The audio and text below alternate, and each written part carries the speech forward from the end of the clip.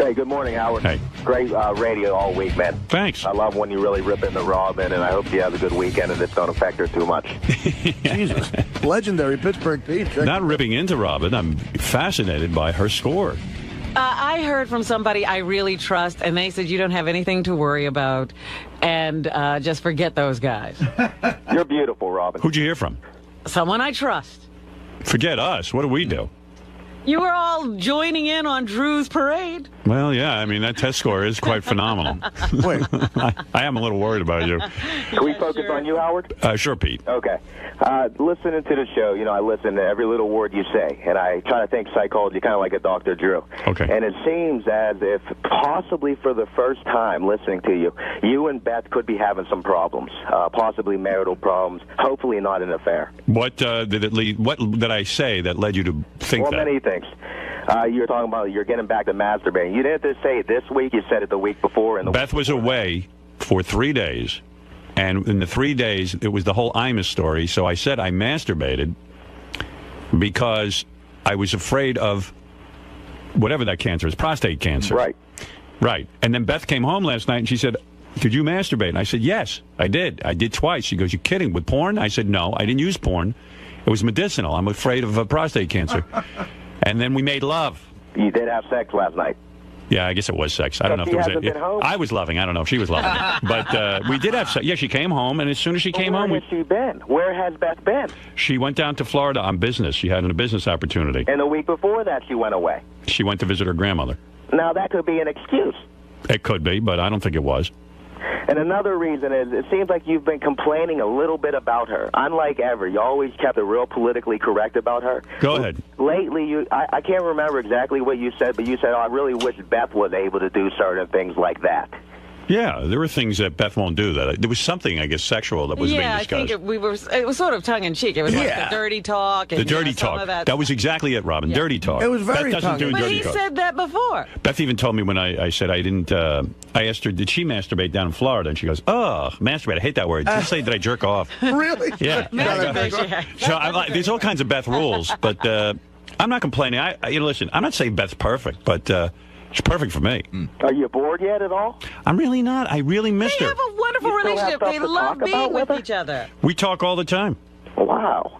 Well, but one thing about Beth, I think Robin knows this. She doesn't waste time with a lot of trivial kind of talk. Like, she talk when she has something to say. But, when you truly, like your best friends, do you really get tired of them? No, you just enjoy being with them. But I know what Pete's saying. I know, listen, Beth and I just realized we were together 9 years already, and we are somewhat shocked. Wow. Both of us, that we are enjoying the relationship more. So, listen, I'm on a good roll with her. I really, to be honest with you, Pete, I'm not having any marital problems or any problem so far. Well, she called the show, Howard. We never hear from her anymore. She hasn't been in the She studio. said to me last night, I got to come on the show. Because Yeah. I was telling her how, I was telling her about Dr. Drew. She asked me who was in. I said, Dr. Drew. And then I said, what? There was, I said there was a, what the heck was it? There was something sexual that went on. What was it that we just did? The Sibian ride? No, What? it was something Sexual? else. What did we do? I told her today we're having the kielbasa contest, to see who can swallow the most kielbasa. The Deep throat Mexican contest. delivery game? Something like that. I don't know. I was telling her. I said, "What?" She goes, "Oh, I have to come on the show." I said, "Yeah, it sounds like fun, doesn't it?" She goes, "Yeah, I want to be there." So she would be on the show. And that's the great thing. The last time that she was in the studio, it seemed like since she's been married with you, she got real comfortable with the audience, got a little bit sexual with us, and that was great to see Beth like that. I'm just wondering in the future, how much more open can she get, and can you actually interview her, unlike being her husband? Yes. You know what I mean? Can you? Well, you're referring also to, I made a big point at the end of the show yesterday of playing you Ellen DeGeneres with her wife, Yeah. Portia de Rossi, and this how lame it was. I heard somebody on the wrap-up show accused you of, like, how can you talk about Ellen? I heard somebody said on the wrap-up show Yeah. that's you and Beth. I said, I can't agree with that. He's not singing in the shower. No, and by the way, I have to get rid of the wrap-up show because, and I'll tell you why. The purpose of the wrap-up show is not to sit there and criticize me. Whatever I'm doing is so that everyone here can make a living. Mm-hmm. And to sit there and criticize the show, I don't mean, you want to criticize the way I look or something, but to criticize the show can't be serving us well. We have enough people who are against us. That's right. Don't criticize the thing you love. Yeah, I mean, let's say I'm as bad as Ellen DeGeneres. Why would we want to point that out to anybody?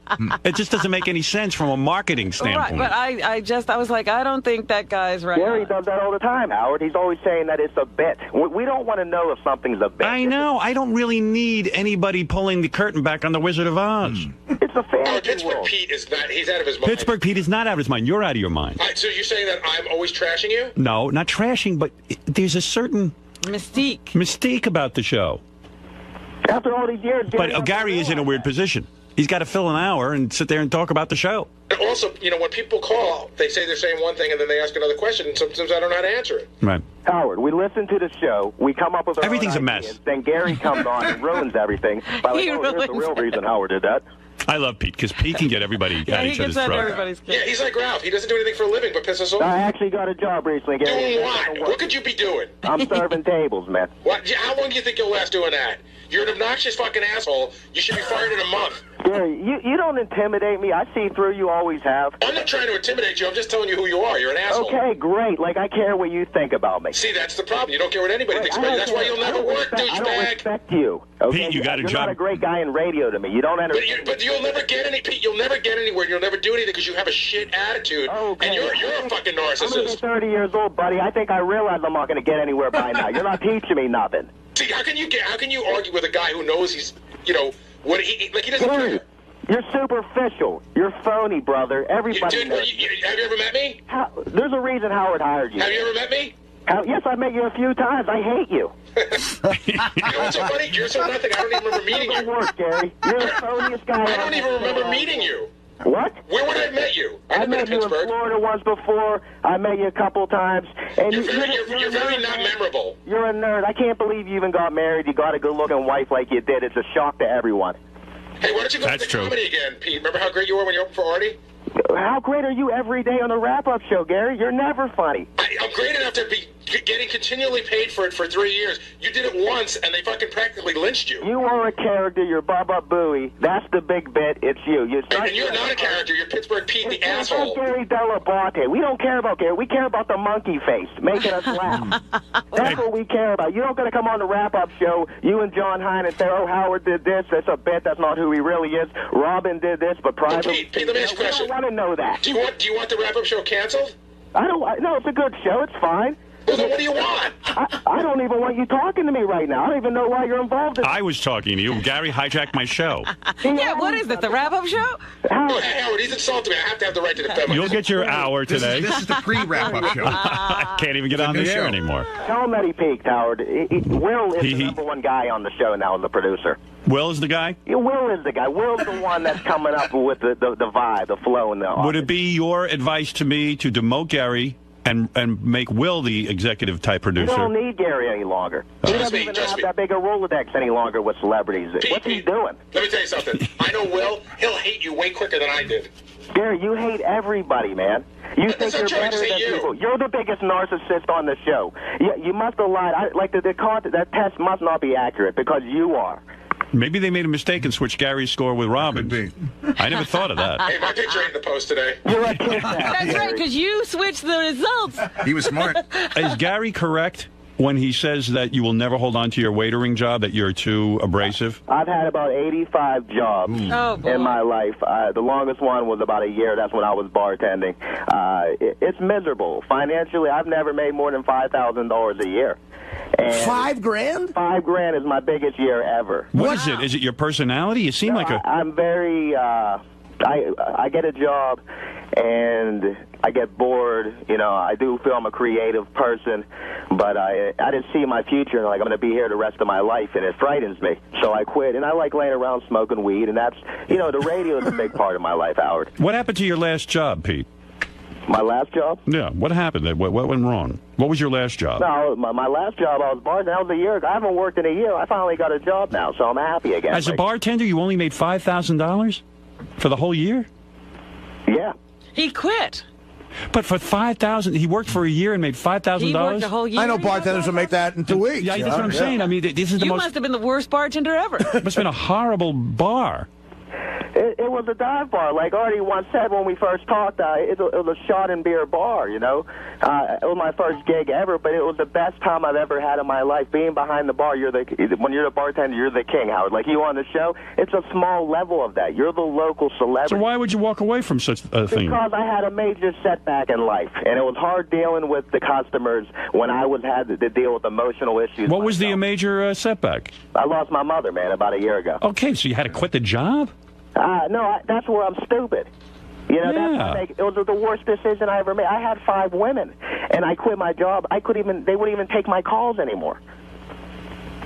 Everything fell apart. You know, the best thing I had was Sirius Satellite Radio. That's not just to kiss your ass, but, you know, when you're laying in bed, you're smoking the weed, you got the Howard Stern world, there you go. I could go off into that fantasy world. Why not try another place, Pete? I've tried. It's hard. You cannot find a bartending job unless you know somebody.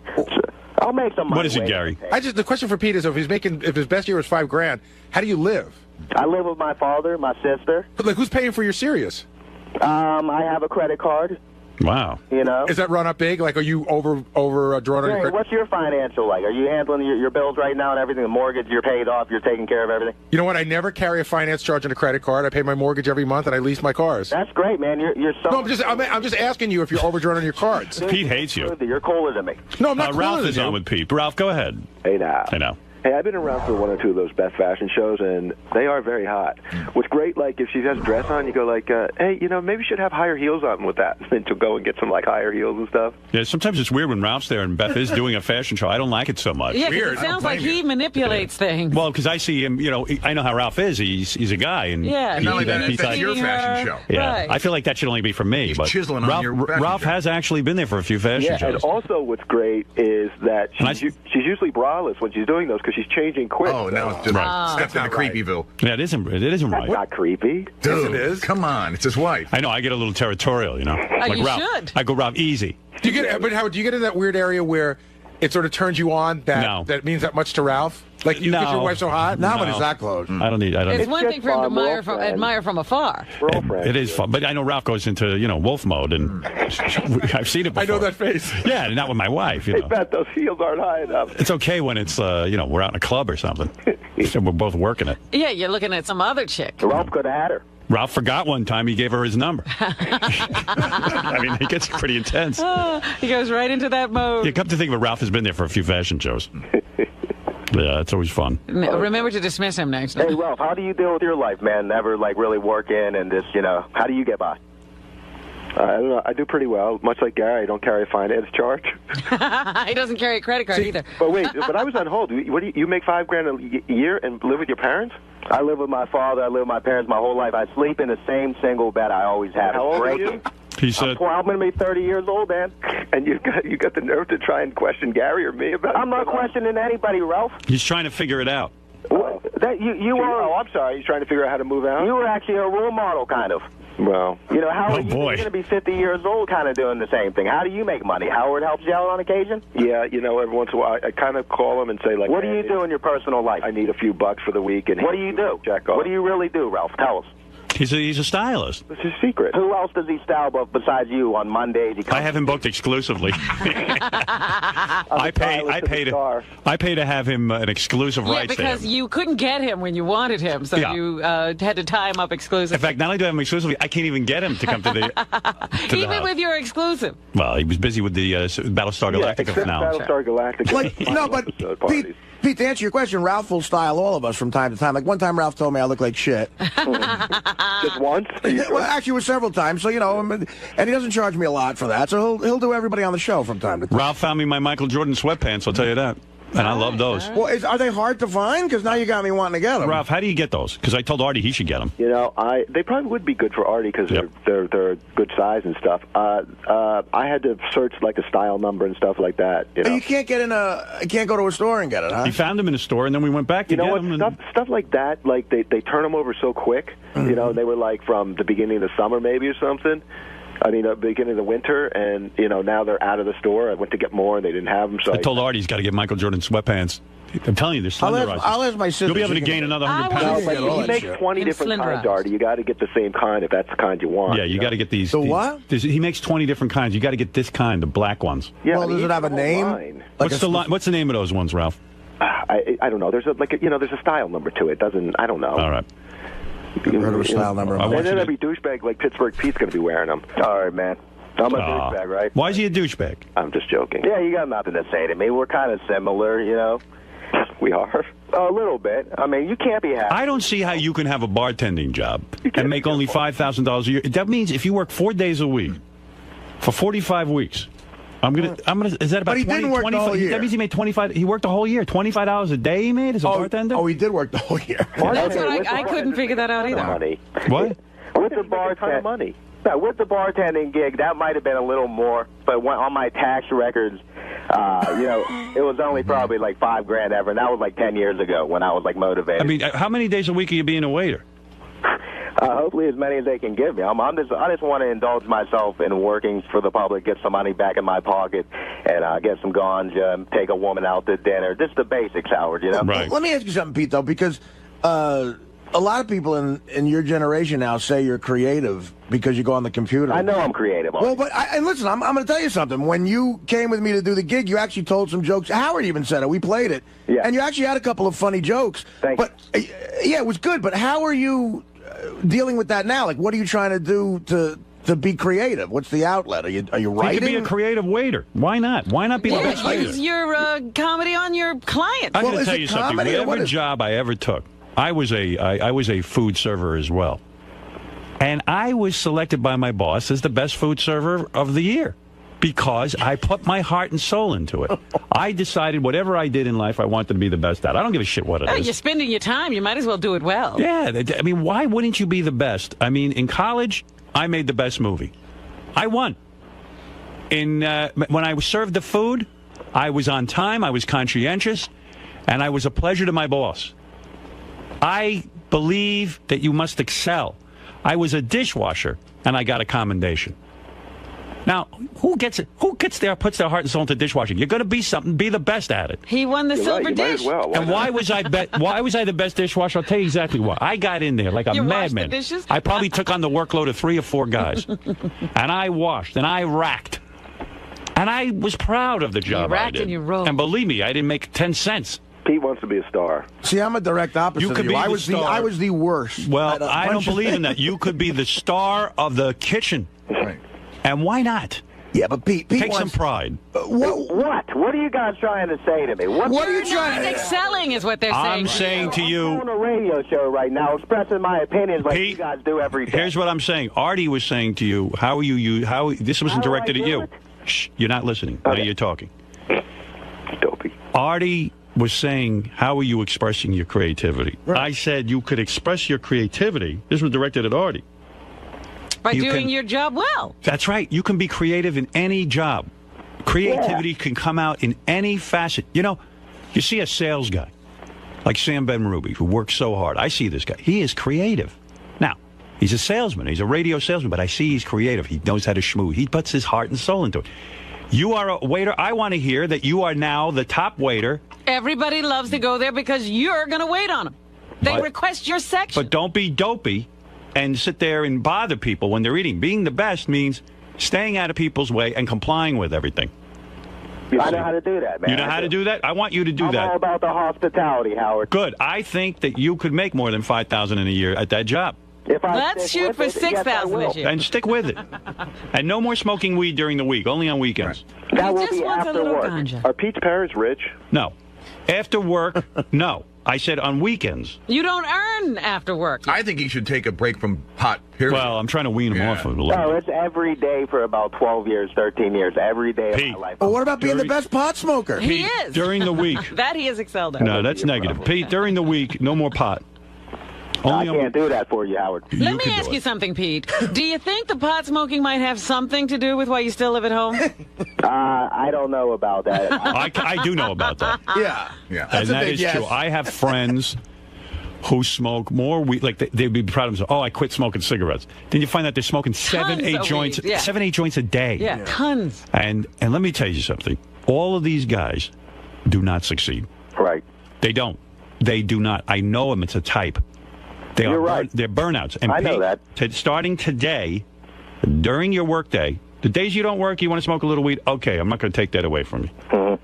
But on the days you work and the days that you got to be up for work, no more weed.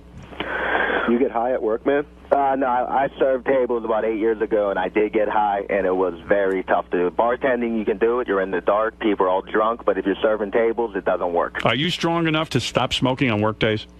I don't think so. Well, you got to get strength. If you want to be the best, it's not going to... I don't want to be the best. Yes, I do. You're right. Okay. So then what are you going to do? Try it for a month. Call me back and let me know how you do. All right. Don't call us even for a month. Yeah, pot is too powerful thing in your life. You're letting it overtake you. The older you get, man, the more wisdom you get. You're motivational. You're like a Dr. Drew yourself, man. You should have a... Dr. Jew, how dare you? You should have Dr. All right, I have a big nose. Let's see if it works, Pete. Go away for a month and see if you come back any better. Howard's been like a father to me over these years. Well, he's failing as a father. Maybe that's why you're high at home with no work. He's a terrible father. Then you got the wrong father. Yeah, you have to reassess, Pete. I mean, please, Pete, don't belittle yourself by not taking your job seriously. In other words, you're making fun of your job when you're showing up high and not motivated. You should be proud to be a waiter. There's nothing, in Europe... It's a great job. It's not my passion, though, Howard. Make it your passion. Well, what's your passion? My passion is talk radio. No. No, it isn't. It's listening to talk. You're a waiter. And there's nothing... Right now, you're a waiter. When you get the job on talk radio, that'll be something. But not now. Right. And you need to stop smoking pot during the week. No, you're right about this. Have you heard of 100%? 100%. He's heard of it. But he's got to now devote his life to it. You have to be the best at what you do. Can you give it 100%, Pete? No, I can't. If you want honesty, I would love to do it, Howard. Pete, I go to a restaurant. It's called 𝗛cie𝗄𝗿𝗍 here in Manhattan. The waiter walks over. He's got the whole menu memorized. And he goes, "Hello, Mr. Stern." He's like this. He's an Italian guy. Hello. Today's specials we have. And then he goes, and now I'm going to tell you the fish, and then I tell you the pasta. Then this guy takes such pride in his work. I go, this guy's at the top of his game. It doesn't matter. You talk about talk radio? He's doing talk radio right there. The hardest part of his day is getting that accent right. Well, he is terrific. There's nothing wrong with being a great waiter. People think probably think you're sort of joking around. I'm not joking around. There's so many assholes that you run into. Like I go shopping a lot, and all these fucking people be trying to register are on their phones or fucking half asleep. You just want to smack them. Go, what the fuck are you doing? If you want to know something, you're absolutely right. I go to these stores, and I see people working behind the cash register. Most of them are They don't even want to look at you. They're vomits. The other day, I was in the Barnes & Noble. A young black woman standing behind the thing, and she says, "Oh, hello," big smile, takes the money, "Have a good day," she says to me, "and how can I help you?" I said, I know that this girl is going somewhere. Even if she just stays at Barnes & Noble, they will put her in charge, and she will make more money than the rest of these nitwits. And she's black. And you respect somebody like that. And she happens to be a lovely girl. Believe it or not. And she is going to go places. It will be recognized because people who run businesses are only looking for somebody who's got half a brain in their head and won't destroy the right. customer. All right, Howard. What do you think? What do you think about a guy like this who has, a lot of ideas? He definitely is a unique person with a creativity, but doesn't have the structure or the organization or the willpower to put it together and make it useful. That's a very good question. Are you talking about me again? Right. Well, that is loser thinking. Yes. There are a ton of guys out there. They got a million ideas. They're all full of horseshit. Their ideas are never going to happen. What you got to do is devote yourself to what it is you're doing right now. You see, life is simple. The guys who walk around with a million ideas in their head, and their whole lives, they spend their time going, oh, I could be great at this. I could be great at that. I could be great at that. Be great at what you're doing. Forget about everything else. Be the greatest waiter you can be. And then you will see life will start to unfold. You're right. It's nonsense. Are you going to investigate this, Pete? Or are you just going to say, I'm still going to do it my way? No, I'm going to put effort. It's the Ralph Crandon situation. It's syndrome. Yeah, you're right. Idea. Of course I'm right. No, everybody wants because you're thinking too. Your mind's all over the place. You're scattered. I feel I deserve to be rich, Howard. Okay. Well, never think that way. And I'll tell you why. That's another loserish kind of thing. Anybody who thinks they deserve to be rich will never be rich. Except the people who are born that way. Well, that's a different story. Pete wasn't lucky enough. What you got to do is never even think about being rich. Think about work and devoting yourself to it. The simplest job. That's bullshit, Howard. I don't care if you wash toilets. Be the best toilet washer, and you'll see it will it will become your way. Can you do anything excellently? It will Howard, it will become your way of doing things, and then no matter what you do, you'll be great at, and you won't be scattered. Pete, can you do anything excellently? I can do many great things, Robin. No. Anything that you've actually been able to do, have you done it well? Have I been like you? No. Have I been like Howard? Pete, listen to me. Listen to me. I am defensive because Howard was a guy like me. I mean, he was more successful, but... No, he wasn't. He started out with nothing. He was nothing like you. No, he was. No, he wasn't. Because he's talking about don't worry about being rich. But that's right. I never did. Let me tell you something. I got into radio. Who thought about being rich? I thought about being on the radio. And I worked with a lot of guys like you. When I was in college radio, none of us had jobs. We all had dreams of being on the radio. And really, it was a pipe dream. I was horrible at it. I never walked around saying I'm the best. I said I'm horrible at it. I got to get better. And the guys I work with, each one was worse than me. And they would sit there and go, you know what, man? I'm going in radio, and I'm going in big markets. I'm not wasting my time like you working in a small market. And they all were grandiose in their thinking. They all are horrible on the air. No one was looking for them. And rather than put in the time and the hard work to become good on the radio, they all were taking shortcuts. They all had pipe dreams. Me, this is what I did. I said, I'm shit. I've got nothing going on. I'm no one in this industry. Well, let me work at it. I'm going to see if some maniac will put me on the air, and I will follow his rules and regulations. I will train myself to be an announcer first, before I get on there and try to be funny. I never thought I'd be anything in radio. I just did the best job I could, and I was making $96 a week. Did I sit there and cry that I was making $96 a week? I said, thank God there's a job where they only pay $96 a week. Who's going to hire me for more money? I'm not even worth $96 a week. This is highway robbery, what I'm doing. You were living your dream. No, I was living a nightmare. But I worked at whatever I did. You know, I was a camp counselor. They gave me commendation after commendation. They never had such a great camp counselor. A guy named 𝗪𝗏 will tell you. He said to me, I've never had anyone like you. Call Sherwin. You're not interested in being best friends with the kids. You actually run a really good... You do the job. You do the job. You're not... You know how you get a commendation by just doing the job. Most people won't even do the job. That's right. And you're not hearing me, Pete. I'm hearing you. No, you're not. You won't follow my advice, but I just gave you the secret to success. No, you have. I have. But very few people understand. But you need to practice even at home, Pete. You need to, even when you're cleaning the bathroom, you need to clean it immaculately and be hard on yourself. No. Yes, now I disagree with you. Clean. I disagree with you. I'm completely confused. Unless you're getting paid, you don't have to be good at anything. Oh, stop it. No, I'm he being needs serious. to practice being good at something, anything, Howard. Howard, Trust me. I'm a big pig at home. Before you go to your waiter job, clean the shitter. As a waiter. He needs to clean the bathroom and clean it that's a waste of time. No, it isn't. Let your mother do that. His mother's dead. See? Well, bring her back. Father. Well, then his father do it. Pete wants all the glory without the work. Everything you do, you should do well. Pete? Whether you're paid or not. Pete, just listen to me. I told you what you need to do. Now go do it. I gotta run. Thanks, Howard. Thank you. He's never done anything to completion. Thank you, Pete. Thank you, Father. Right. Oh, God. Your son is in bad shape. So, Gary, Pittsburgh Pete, started with 30 months ago. Why has he moved on to you think? I don't know. I mean, he just moves around to whoever. So he got under my skin a little bit. What do you think his problem is? Well, I think he stated his problem pretty clearly today. His best year is $5,000. He lives at home. He sleeps in the twin bed that he grew up in, and he's just having some issues. And he's all bummed out that his mom passed away, and I feel bad about that. But listen, we've all had losses in our lives, and just you got to move on. Now, what do you think about him saying that Will is the top producer? He's just trying to get under my skin. He's just trying to say. It's what his problem is I think he suffers from something that I think a lot of people suffer from. That he's one. Like I get interns that come in here, and they don't want to be interns. They want to be the producer.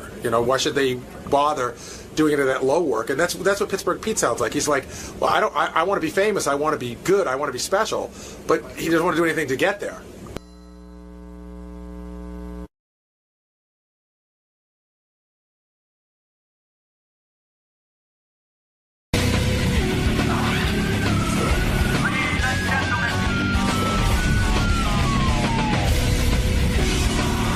By the way, a lot of people pointed out what an asshole Scott DePace was yesterday when he was arguing about the AIG controversy and the bailout and bonuses thing. He was saying that the AIG guys should get their bonuses. And he says, you know, it's funny. Scott DePace used the argument. By the way, 100 people wrote this, and I missed it yesterday. Scott DePace, while discussing the AIG bailout bonuses, Scott goes, the executives should get their bonuses because it was written for in a legal contract. And then he said that the contractually and legally agreed to terms between the car companies and unions should be dissolved. He contradicts himself. Right. He says, like most Republicans, he's only like for unions. the executives. Yeah, he doesn't He's like not for the unions. working man. So the union contract should be thrown out and disregarded. But these contracts should be honored. Yeah. And also about the dog advice, I received a email from Sam Simon, who works with animals, and said I was 100% correct that you should never hit your dog. He said, as one of the nation's largest providers of free certified assistance dogs for the deaf, I must comment on your theories of dog training. Howard, you are unequivocally 100% correct. Hitting your dog accomplishes nothing. And the methods you described are the ones my trainers use for dogs that achieve the most elite level of training. Furthermore, I wonder why someone like Scott DePace would even get a dog. It appears that DePace, like his right-wing politics, is cruel and without empathy or compassion. I've heard that even Hitler was nice to his dog. Sadly, the same cannot be said of Scott DePace. Yes, DePace said on the wrap-up show he would continue doing whatever he described here yesterday, and then in about a month it would work. Yeah, and even like Jason said to me, isn't that a sign of low intelligence that, you know, you gave him some really good advice, he asked for advice, and then he just can't absorb it. He can't. The Sam Simon Foundation will be happy to rescue Scott DePace's dog and find it a loving forever home. Oh. Where they don't hit. Yeah, where they don't hit. Hitting a dog, right, Fred? You've got dogs. No, dude, you just don't do that. It's like, you know, it just makes them crazy, and it doesn't change the behavior. It just makes them afraid of you. Right. Scott, you were busted by the audience. What is your argument on this AIG thing? Forget the dog. You respect the contracts of the executives, but you don't respect union contracts. They're not comparable. Why? But, well, in the case of the car companies, my argument is that the unions are largely at fault for causing the company to fail. That's the not AIG. true. Hold on, that's my argument. The AIG contracts have nothing to do with AIG failing. Well, you could blame the executives for not getting the job done properly. It does. No, but these bonuses. Did you read the op-ed that I sent you? Yes, I did. And what did you think of that? There are some executives who had nothing to do with the failing of AIG, and they were promised bonuses, and now they're not getting them, and they're upset about it. So the guy's working for nothing. I understand that. But for the most part, you understand, in the one breath you say you have to honor contracts at AIG, but you're saying you don't have to honor union contracts. No, You I'm can't not have it saying both that. ways. I'm saying That's that what if you we're said. going to dump money into a company to make it work, you need to make sure that it's going to work from the start, or else you don't do it. And secondly, and in the case of the contracts, the union contracts, from what I hear, it costs $75 an hour for an American car company to make. I've heard that figure is misleading. And it's $45 for the foreign cars. You can't compete like that. And secondly, Sam Simon says what you're doing is wrong. Every expert that Tell Sam to go sit back on his mansion and just... Every expert that is employed by the Sam Simon Foundation, and there's many, all are dog trainers, agree with me. Have you ever spoken to a dog trainer? I could care less, Fred. I've had dogs my whole life. Don't ask me again for advice. Don't ask me again for advice and then ignore it. Well, just because I got your advice doesn't mean I have to take it as gospel. You should be hitting your dog? I don't. It's not like the dog yelps when I hit her. Oh, come on. It's a tap on the ass, and she knows she did wrong. And a tap on the ass isn't going to teach her anything. Yes, it is. No, it's and not. then I throw her outside. Not only that, she's not doesn't even understand why you're doing it. She does. No. She goes on. All right, then why yell? What's the difference? Does a lion tamer not use a whip? What do you want him to just talk to the lion? It's a fucking lion. Well, what's the difference? Lions eat people. Dogs are loyal pack animals. What's the difference between a lion and a dog? Does a horse use a whip? I saw the most. If you are not a dog lover after this, there is a video going around on the internet. Kid Chris sent it to me. I should send it to you guys. Yeah. Picture this: a dog is it's a like a homeless dog or so, or a dog that's lost, walking on a busy highway, four lanes. The dog gets hit by a car. Oh, I've seen that. Yeah. Miraculously, I mean, it looks like the dog's dead. It's laying there in the middle, and all the cars are just going and going. No one's stopping. Another dog sees this, runs out to help the dog, and she wants to drag the dog to the side of the road to help the dog. It doesn't use its mouth because she knows the mouth would hurt the dog. Pushes with her paws to move this dog, and this is a big dog. Pushes the dog to the other side of the street. Finally, people start to notice, and they stop cars and they try to help the dog move the dog. And it turns out both dogs are fine, and even the one that got hit is perfectly fine. Minor injuries. Wow. But imagine this dog is so loyal to another dog, and it tried to move the dog to safety. I mean, that's the most moving thing I ever heard. Yeah. You're never going to find. You going to compare a dogs. dog to a fucking tiger? No, That's I'm gonna just eat your saying ass? that they're animals. At the end of the day, they're animals, and they understand. Then do you need to mistreat them? Because I'm they're not animals? mistreating. I'm loving that dog. I'm telling that dog how she's going to do well in my tell family. her, don't hit her. Yeah, she doesn't speak. You can tell her. She does. They understand. They understand. What do you got? A lab? Yeah. A lab is as bright as a 3-year-old and can understand a vocabulary. Actually, I think the lab might be smarter than you. Yeah. Fred, you know what? I question your intelligence sometimes too, pal. Oh, come on. Fred's intelligence? Yeah. You think you're smarter than Fred? Bring it on, dude. Sure, let's take Bring an it IQ on. test. Bring it on. Let's take No an way IQ you'll test. beat Fred. I think I might. I think Fred has a great memory, but that's about it. No, it's more than memory. The guy's got basic Well, intelligence. listen, don't attack me. I'm quite intelligent. It was a joke. It wasn't an attack. You're also Fred, I hear it all the type A. Should I hit you with a newspaper to see that you understand it? What do you You're want also to go type up A, against aren't Fred you? and name the subject? Name it. No, an IQ test would be fair. IQ test? Sure. He'll beat you. My money's on him. Well, let's see. Scott, I think you're a bright guy, but you're not smart. Let's bring it on. Fred, you think you'll beat him in an IQ test? Any I have chance no I could lose idea. money here? I'm not going to take it. You won't? No, because I don't like IQ tests. You don't want to know. Yeah, what was an IQ test for someone of our age? What does that consist of? Logic questions, like basic? Yeah, logic, command of Patterns. language, patterns, spatial. Right. Hey, listen. Memory? Let me tell you Anyway, something. my Memory dog has a loves lot me. Fred, I'll tell you why Fred's smarter than you. Number one, you see him on this Win Fred's Money. The guy knows tons of shit. It's He's unreal. got great memory. Awesome. More than memory. Yeah, but that's knowledge. He's got knowledge. I'm not saying Secondly, he's stupid. he I'm plays just gu- saying I am not. He plays an instrument. That shows me a high mathematical ability. I was great in math. Yeah, but can you play guitar? No, I've never. play any I've never instruments? bothered. No. Yeah, he's got a basic curiosity. Can he play golf? Howard, Can he play golf? He doesn't play Can he music. play golf? Any idiot can play golf. But you, Goodness. Go ahead. Let's see what brilliant Gary has He to doesn't play say. music because he thinks it's stupid. He said as much. He thinks It's a stupid. waste of What do time. you mean? What did he tell you? What do you mean it's a waste of time? What does he talk about? He thinks that to send your kid to take music lessons when you know that they're not going to be great at it is a complete waste of time. Then why- Gary, know that. Gary cannot even say But what. then no, why that's golf not if you're never what gonna be I genius? said. It's not what I said. What'd you say, I Johnny? said that I would not be one to if my child wanted to go to a college that it was all about music. I wouldn't support that. You didn't say Because college. You said you wouldn't let your kid take lessons even as a grammar school kid. no, I wouldn't. Yes, you I did. just You said said it that from I the would. I office. do not want to support. This thinking that you're going to get rich through music because I realize what what a if you dead just end enjoy playing music? For to have fun. That's one thing. Yeah. If you start taking it serious, it's. There's been no seriously. There's been studies that have been done that prove when kids take music courses and play music, it improves the right side of the brain, which is the math section, the language section. Listen, you it guys makes them better students. Go back and look at that refrigerator back there in the kitchen and see the thousands of CDs that are sitting there that people put their life and heart into, and they get nothing out Scott, of it. you really sound like a McCarthy. I was like, fucking. He's not, you know, It's a waste. here's the thing. He's not being honest because he's saying Yes, I am. this was about, going to college. That I understand. Right. We had a long conversation in front of the entire office. Everyone will back me up. That if your son wanted to play an instrument, it would be okay, but you would not push your child to play an instrument now because you think that it's a dead end and that they're not going to learn anything Understand the from it. difference. If he came to me and said he wanted to play, I'd say sure, go ahead, that's fine. But I'm not going to sit there and go, you need to take guitar lessons because that's the way to the future. No, but you might wanna know say something. that's I'm not the going reason to tell you why do I'm it. 100% wrong. My father, in fact, forced me to take piano. He didn't force me, but he said, look, I really think you should take piano. He didn't think I was going to be the next Beatles, but he said, gee, in my life, I always wished I knew an instrument. Me too, man. And I always wished that... Well, I don't.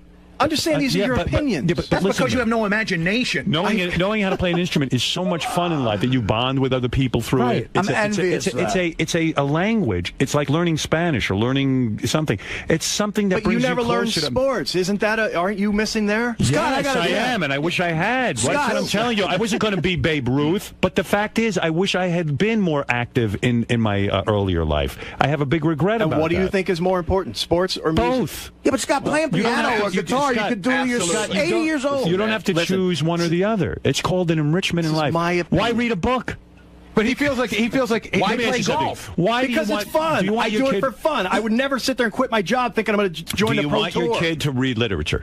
Sure. Why? He's not going to be an author. Right. Because come on. That's What do you ridiculous. mean? Don't you think it's a quantum leap to say that because you encourage your son to take an instrument, that in 15 years he's going to throw his life away trying to follow that dream? You're just letting him play music, have fun. It opens up a whole world. I am saying there are many other things I would choose over music that I would encourage him to do. See, this is That's where at the bottom of my list. This is where I behind can't his have an back. opinion? This is where behind his back we have the You guys are conversation like crazy. maybe he's not that bright. No, but Scott, you sound like you're anti-creativity. Because this guy Right, he was anti-creativity. Let me tell you something. I'll tell you why you're not bright. I'll tell you why you're not bright, and here's the reason. Do I have to sit here and listen to this? People who are cavemen Because I'm so smart, beat I shouldn't animals listen to into this. submission. I don't need to beat anything. I don't need to hit my kid. I don't need to hit my dog. I can look at a dog and reason with a dog. That's how bright I am. See? You, on the other hand, are like a caveman.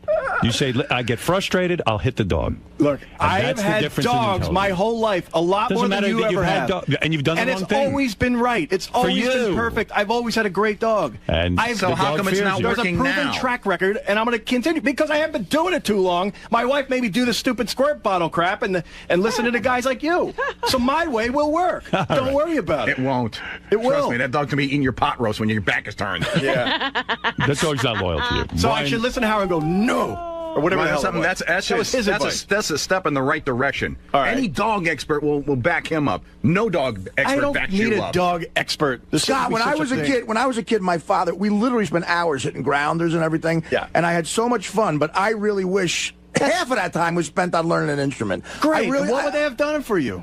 I don't get it. What do you mean, what would have fun. done? You know what? You It's know, fun. It's like your golf. It's fun. I'll tell you what, in the professional Guys, now, I don't say you shouldn't. I don't say you shouldn't. I'm telling you my opinion about my You're son. very- So you're I'm very not going wrong. to push him towards Music you're is gonna an deny important- him fun. I will push Listen him to me. towards golf. Music is a very important part of life. I agree. I And don't. for a child to have an understanding of music theory is an advanced child.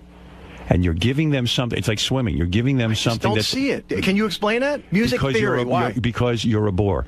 This is one of man's greatest inventions, music. It soothes the soul. Yeah. It's educational. Have you ever played an instrument, Scott? When you play an No, I instrument, took 2 drum lessons and quit. when you because it play was an boring. instrument So with then you other can't people, comment. when you play an instrument with other, Fine. Have you ever? when you see these musicians, in Howard's here, never played golf. He can't comment on golf. when you see but that's something I should learn about. There's a lot then of you things to should. learn about. You got to prioritize. Yeah. And your priorities are out of order. Oh, according Golf to is you, not more Mr. important Expert, than music. you're going to list my priorities? Yeah. It's crazy. No, because you're not advanced. You're a very, very simple human being. You teach don't your son to be understand- closed-minded in that area. That's horrible. You realize way how off. wrong you are. These are opinions of yours. No, I don't realize how wrong I am. I'm trying to help you now because you're not as advanced as I am. I'm very, very bright. I'm considered a genius in a lot of areas. So why would you assume I'll you take know an what IQ you're test against you, Why too. would you assume you know more than I do? Why would you assume you know more than I do? Because I'm a genius. Well, I am the genius, too. No, you're not. You've not excelled in anything. Okay, Howard. You haven't. So I because have. You've So you excelled have in to- one area. I agree. You've excelled in radio. Well, how many areas have you excelled? How many areas have you excelled in? Oh, man, I don't know. So don't even go there. belittle That's my ridiculous. genius. So assume So that you're you're at the feet of a genius- master now. You're a genius and you're learning from in me. radio. No, I'm a genius. Not like. They don't just say you're just a genius, right? I'm a genius. They didn't walk around. Einstein's a genius only in math. He's a genius. When you're a genius, it's like being a doctor. You're a doctor. You're a doctor. You're a genius. You're a genius. I'm a genius. Not many people are. I happen to be a genius. Who in this room That's do you think it. you're smarter than? List it. Everyone. I think he thinks he's smarter than he's like. You think you're smarter than everyone in here? Sure. Oh, Yeah. boy. Listen, I don't think you're stupid. I don't think I'm just saying. I'm done trying to help you. I'm done trying to help you. That's ridiculous. Scott, I'm done I trying. certainly am smart. Benji might be up Scott, there. I I'm think. done trying to help you. I'm officially announcing now. Others can help you if they want to. All right, good. I don't need any help. I don't want any help. It's a lost cause. That's How the many point. people would love to have an audience with me where I concentrate on their problems and their areas where they need improvement? Many. Well, I'm And I've not one of given them, this I to guess. you, but this gift is no longer available to you. I've You're tried. on your own I can now. help you, though, if you'd like. That's okay. I don't need it. I'm evolved. You can leave. evolved. Thank you. All right. I mean, if your son came to you I and think said, the I only want way to he's play going to the help you guitar, if he removes half your brain. That's We're how he can done. help. all It's right. done. Okay. I just if your son wants to play the guitar, you're not going to say that's great. I said sure. I'll sign him up tomorrow for lessons. That's not the point. All right, thank the you. point was, am I going to Thank say you. need to go play guitar to be a better person? No, that's not going to come from me. No, you don't say to gonna be a say better that. That's what person. this is all about. No, you're saying you're planning on giving your son life lessons and advice. Yes. One of the things you should offer to him is music lessons because it's important. You know, don't see understanding music. I'll give you an example why music theory is important. My dad, it was the reason he was hung up on it. My dad decided to become a recording engineer. And as a recording engineer, he worked on many commercials. His partner, who had a musical background and could play piano and sing, actually, he became a very valuable recording engineer because whoever came in wanted a guy, they wanted to work with a fellow musician. He understood music and how to cut on the beat and all this stuff. It made him a better engineer. All right. My father said if I had this piece of education, if I had this information, not that he was in music, but understanding music theory would have given him the language to be a better recording engineer. And so he recognized, well, of course. That's why my daughter's fluent in Spanish. Now, when she went out to look for work, her job now, they pay her more money because she knows Spanish.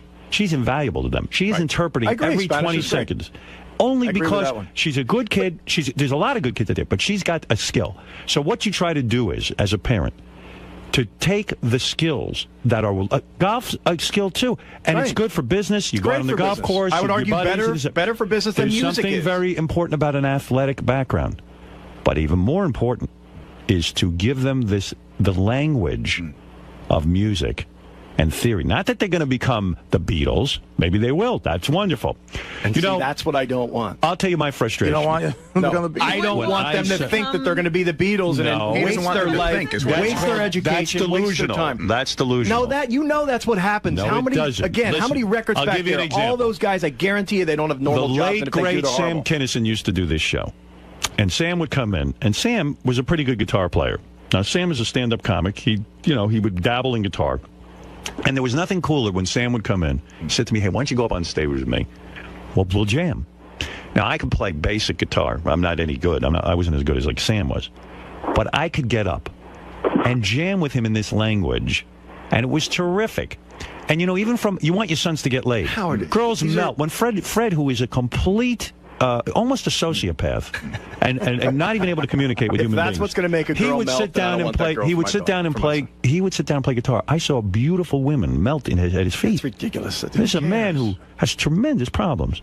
So there you go. And you're saying your hero, Richard Nixon, played brilliant piano before he trashed the country. He's my hero. Reagan's my hero. Like, as a comedian, I would love to be able to write a funny song on guitar. He was a genius.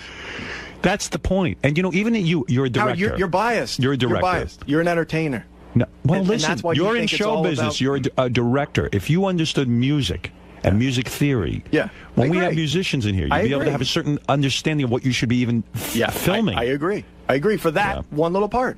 Yeah. It's a very important part of life.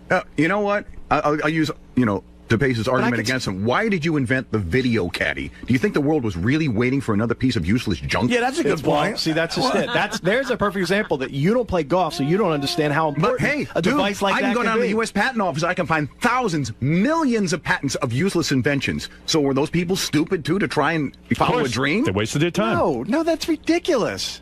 I'm using your argument with why you're against music. No, it's not a good point. You guys are all biased because you guys are entertainers. Of course, you like to play music. But you're not an inventor, so why invent? But I haven't put my life savings or every minute of my day. Was your brother in a band? Is this what this is about? There's part of that. Did your brother have a band? And did it fail? Oh, was he jealous? But it was just no, nothing to do with jealousy. Was he jealous? Yeah. I have a sister and a brother, very musically talented. It got them both nowhere. I know that for a fact. But what about the satisfaction of knowing how to play?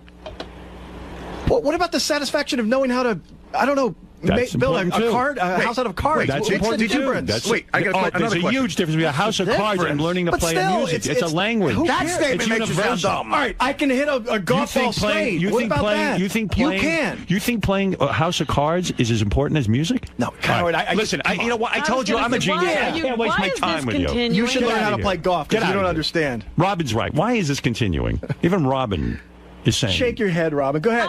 I didn't. Robin, who learns a useless thing every other day. Horseback riding, and car racing. What else you got? Say a word during this entire. No, she didn't. Stupid conversation. Why are you attacking Robin? Because I look at her with that face, and she's back and forth with her head. You don't know what my face meant. Why are you interpreting I can read it. All right, listen. That was his face reading course that he never took. You have stolen 10 minutes of our life. Yes. Oh, wait. This is Cookie on the phone. This is Scott's dog. Cookie, go ahead. Finally, an intelligent conversation. See? Are you mad? Are you mad at Scott? Don't bark, Cookie. Shh. Shut up. No. Dog's saying it hates you. Go. Actually, Scott is probably a man. Let me talk to Cookie. Cookie. No. See, she shut right up. Scott is actually a math genius. You ran a cocaine ring, I think, for a while, right? Yeah, a cocaine ring. Yeah, that's what it was. Oh, that's right. He isn't more intelligent than Cookie. I couldn't do Cookie, that. bark twice if you want me to rescue you and send you to Sam Simons. I've seen Sam's place in Malibu that he built for dogs. Can I have one? A lot of humans would love it. Go ahead, Fred. Talk to Cookie. Cookie, bark twice if you think the video caddy is the most useless invention you've ever seen. Cookie, bark twice if you think a career in music is horrible. Oh, that dog hates you. I told you the dog was smart. Cookie, are you embarrassed that your name is Cookie? Bark twice if you are. Yes. Wouldn't you like a more masculine name? Bark twice if you say yes. Yeah. My son named her. Hey, Cookie, when I say the name Scott, what do you think? There you are. All I can say is thank God Scott wasn't Sebastian Bach's father. Hey, Cookie, bark twice if you want me to hit Scott with a newspaper every time he does something wrong. All right. Very good, Cookie. Thank you. I'll see you later. That's Cookie the dog. All right. We'll be back right after these words. Thank you, Scott. Yeah. I am not going to be the one going, hey, you have to take this music class. That's all I'm saying. If he says, Dad, I want to take a music class, Dad, I want to learn guitar, it's great. Where do we sign you up? Let's go figure it out, and I would do that. What if you want to play the flute? What if he came to you and said, Dad, I want to play the flute? That would be something you're... I'm just asking a question. That's what brass instrument they offer usually 3rd or 4th grade. It's fine. Okay. It's just checking. Yeah. Okay. That's not so bad. It's all my point is if my son says, I want to go to college to learn music, I'm going to say, you know what? You're going to have to find out how to pay for that one yourself. Thank you. But you'll pay for college if he wants to go for, say, politics or Absolutely. history. Any of the business, history, no, that's another no-no. What else is useless? English, probably not, because the only thing you're going to get there is probably well, English maybe, but most of English jobs, I guess you would end up being like a teacher or something. Generic art, liberal arts degree? You can use English for anything. I wouldn't pay a lot of You money. can use history for anything. You can use anything for anything. No, in fact, the facts most people who go to law school are political science majors, English majors, history majors. Exactly. Right. I wouldn't pay for law school. Cosmetology? That's a whole nother... No. Why not? That's a great living, man. I have 2 male boys. So you don't let them if they wanted to be, if they were like, hey, Dad, I love hair, I love the art of hairdressing, that's what I want to pursue? No, thanks. Art major. They could, I'm sure that degree Podiatry? Is that okay? Podiatry? Sure. Art major. Art major, no. Why Jesus would you major. learn something that you're not going to use at your job? This is what my mother said. She goes, what are you going to do? Go work at a history firm? What are you going to do when you get out of college? You're going to go get a big job at the history? Let me tell you something. There are some jobs with history, but not many. No, but you're thinking too. See, this is you thinking too literally. You don't necessarily take your history degree and go become a curator at a museum. You use your intelligence and you can take it further. You can do anything you want with it. So you're saying in this job, which is a communications job, you don't use any of your communication skills you use at college? No, what if you had only taken history and then ended up in this job? Wouldn't you then be worse off at this job? Well, I can't possibly answer that. Well, I think I can. Yeah, of course. Of course you would. And if not, then your communication degree is worthless. It's not just history. You learn analytical thinking. You learn how to interpret facts, how to research, how to read. That's like me learning the golf program and deciding to be a musician. No! No! No! I'm sorry. You said building a house of cards. Oh, I obviously was trying to. Right. Okay. Well, that's what I said. It's a bad example. But the point is, horrible example.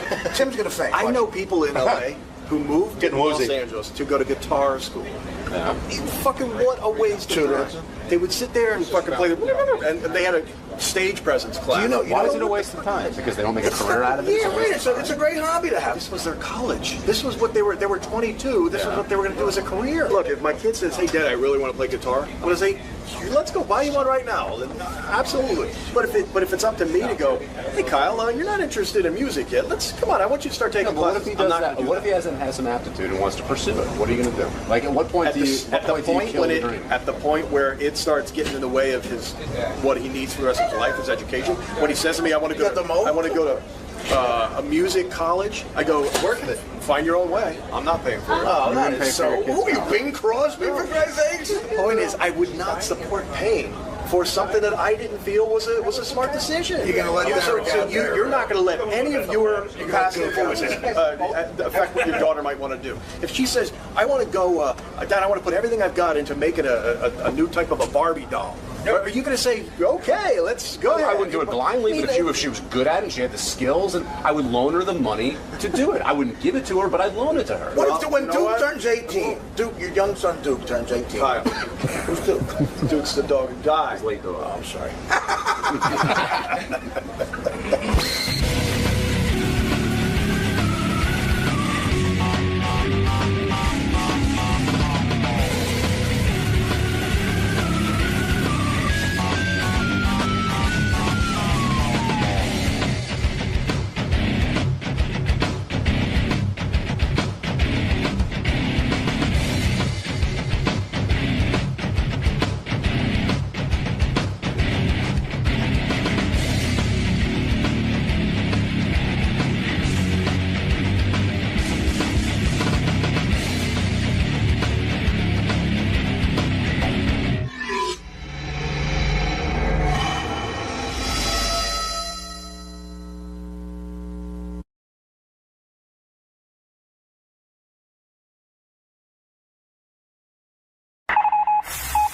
This is the best of the wrap-up show. A recap and behind-the-scenes look with John High and Gary 𝗻𝗏𝗏. The best of the wrap-up show begins now. All right. On Monday's wrap-up show, we were talking about Tim and his stupid fucking diet and how he's not our friend anymore, man. He's gone. He left the world. He's somewhere else. Me and Richard decided he's gone. Check it out.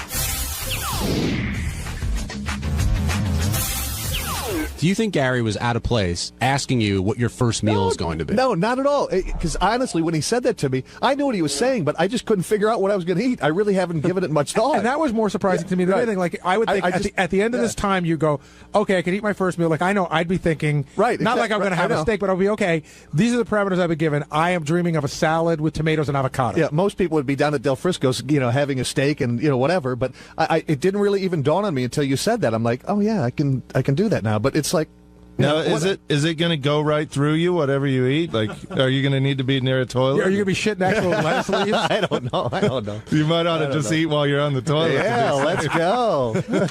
We're Sharon Osbourne. Let's get something really going here. Russell in Jersey, you're on the wrap-up show. Yeah, hey guys, how are you?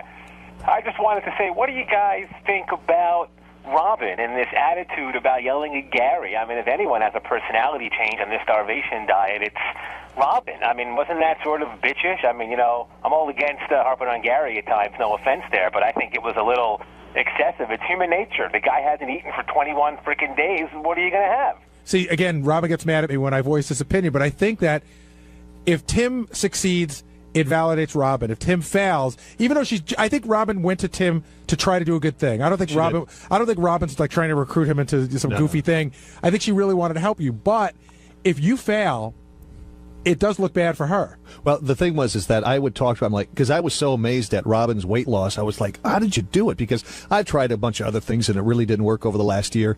And I'd lose a pound or two or whatever, and I went to the gym 3-4 times a week and all this kind of thing. And are you going to the gym now? I will start today. So you haven't been going during the fast? No, I didn't. Why? Because you just don't think there's Well, I tried a couple of times, and I got real, because I push it. I try to really crank it out. And how much have you lost in the 21 days? Almost 28 pounds, I think. Good for you, like man. So thank you. That's great. So, but anyway, the thing was, I kept asking Robin about it, and she came up to me before she was going to start her fast, and she says, do you want to do it with me? I'm like, I absolutely. I was to the point where I would have tried sniffing glue if that would have worked. I didn't care. But so I got onto it and learned about it and the process, and literally 2-3 days into it, I just felt so good that I didn't want to stop, because I recognized just how bad I felt a couple of days prior. See, the other thing, Tim, that gets people a little weirded out, which I don't even know if you realize you're doing this. When we let you start talking about it, you do start to sound like an infomercial, because I think you're so excited about it. But that's where it gets into the weird thing. You feel good, I tell you, I just feel good because I couldn't bend over. My clothes didn't fit. I felt like a schlub, and I just enough is enough. It's like you get to a point in your life where it's like, you know what? I'm tired of being a fat fuck. That's it. I'm done. Over. I'm totally 3 pounds away from that. Well, no, you get to a point, and everybody does it on their own. You can't tell somebody whatever. And I was tired of all you guys busting my chops. You look like Rush Limbaugh or Howard's going, "Oh, you're fat," and this and that. And I thought, you know what? Enough's enough. I'm going to do something about it. And in my mind, the trigger finally tripped. And also, there's an opportunity for someone to teach me something. And if I would have did it for 3 days and didn't like it, I would have stopped. But you know what? I just felt so much better. I was so motivated by how I felt. And the cause and effect of this program, I need instant gratification. I stand in front of a microwave and yell, "Hurry up!" So I saw, pounds going off, like literally 5 pounds within the first, 2 daes, 3 days. What you're saying, Tim, is when you go downstairs at Christmas, you want to make sure the presents are. That's right too. I want that too. Tim, we've got somebody on the phone for you. Ronnie Munn, you're on the wrap-up show. Oh, horseshit! What's your problem? Congratulations, first of all, Tim, on your weight loss. Yes, sir. And congratulations for throwing all your friends away. What do you mean, Ronnie? Well, the guy. Ever since this guy went on this diet, I agree with Richard, man. He's like glazed over. We don't even know who he is anymore. Well, you should be happy the fact that I'm trying to get healthy, so when we do go out, we can really ramp it up. You're so done with us. We see it. Stop. Me and Richard, we talked about it this morning. You're done, man. All right, we'll make a date. No, we don't want any dates because you don't keep your dates. See, that's the whole thing. We're complimenting you, Tim. You are such a fun guy to just go out with and go to a bar. But I understand you're getting healthy, and I would never want you to go off your diet just for us. But it is fun to hang out with you. Yeah, we'll be there. Believe me, Ronnie. We'll have a front row seat. Richard, he won't be there. Believe me. Oh, we'll be there. I'm hoping. Yes. When I tell you, I'll make you a promise. Ronnie, you think Tim's a different guy? Definitely, he's definitely a different guy. How so? Dude, I'm telling you, man. He's different. He's totally different. Well, Tim, here's a question for you, Tim. Is alcohol... He doesn't want to hang out with his friends anymore. Hold on a second, Ronnie. Yes, hold on a second, Ronnie. So, Tim, now you're back, to regular stuff. Is alcohol part of the process? Are you allowed to I'll have a few drinks here. I don't drink a lot. I don't drink during the week, but on the weekends when I go out, I'm not. So, if Ronnie said to you when you're back on eating what you are now, if Ronnie said, "Let's go to Rick's tonight," because there shouldn't really be any food temptations there. It doesn't. I'll eat. I just know more about food. I understand it now, and I understand how I got to where I got because I was addicted to it, and I'm not. I have more control. I just have more control. Is there certain types of alcohol that you can have now, or do you have to be careful? I prefer pure grain alcohol, and you just start smoking pot. Tim, will you eat salt? Not really. No. I don't think I never was a salt-free, fan either. I really wasn't. I really wasn't. I never really was. So what did you put on your steak and fries? Pepper. You can ask anybody here that's eaten with me. No, it's true. Tim told me when he was a little kid, his mom said, "What would you rather, salt or pepper?" If you only had one. Yeah, I had. And he said pepper. So the salt thing isn't symptomatic of. No, ask anybody here. I'm a pepperaholic. Yeah. All right. All right. Thanks, Ronnie. Yeah, make sure everybody listens to Tim on the radio tonight. Thanks, Ronnie. All right, let's go to Jerry on Long Island. Jerry, you're on the wrap-up show. Hey, what's up, guys? How's everybody doing today? Good. What's up, Gary? What's up, man? I'm got the reason right over here why Robin's so pissed. It's definitely because the old saying, the truth hurts. You hit the nail on the head a couple of times in the past couple of shows, especially when you told her basically when she gets all defensive about when you got there asking her questions and she plays she yeses you to that, but I don't know anything or whatever. I think it all piled up and she's channeling her anger the wrong way, definitely. Well, if you're saying that I've called her out a couple of times, we all call each other out on everything. She calls me out, I call her out, Robin calls her out. Fred goes back and forth. I mean, nobody gets away with anything in this place. That's right.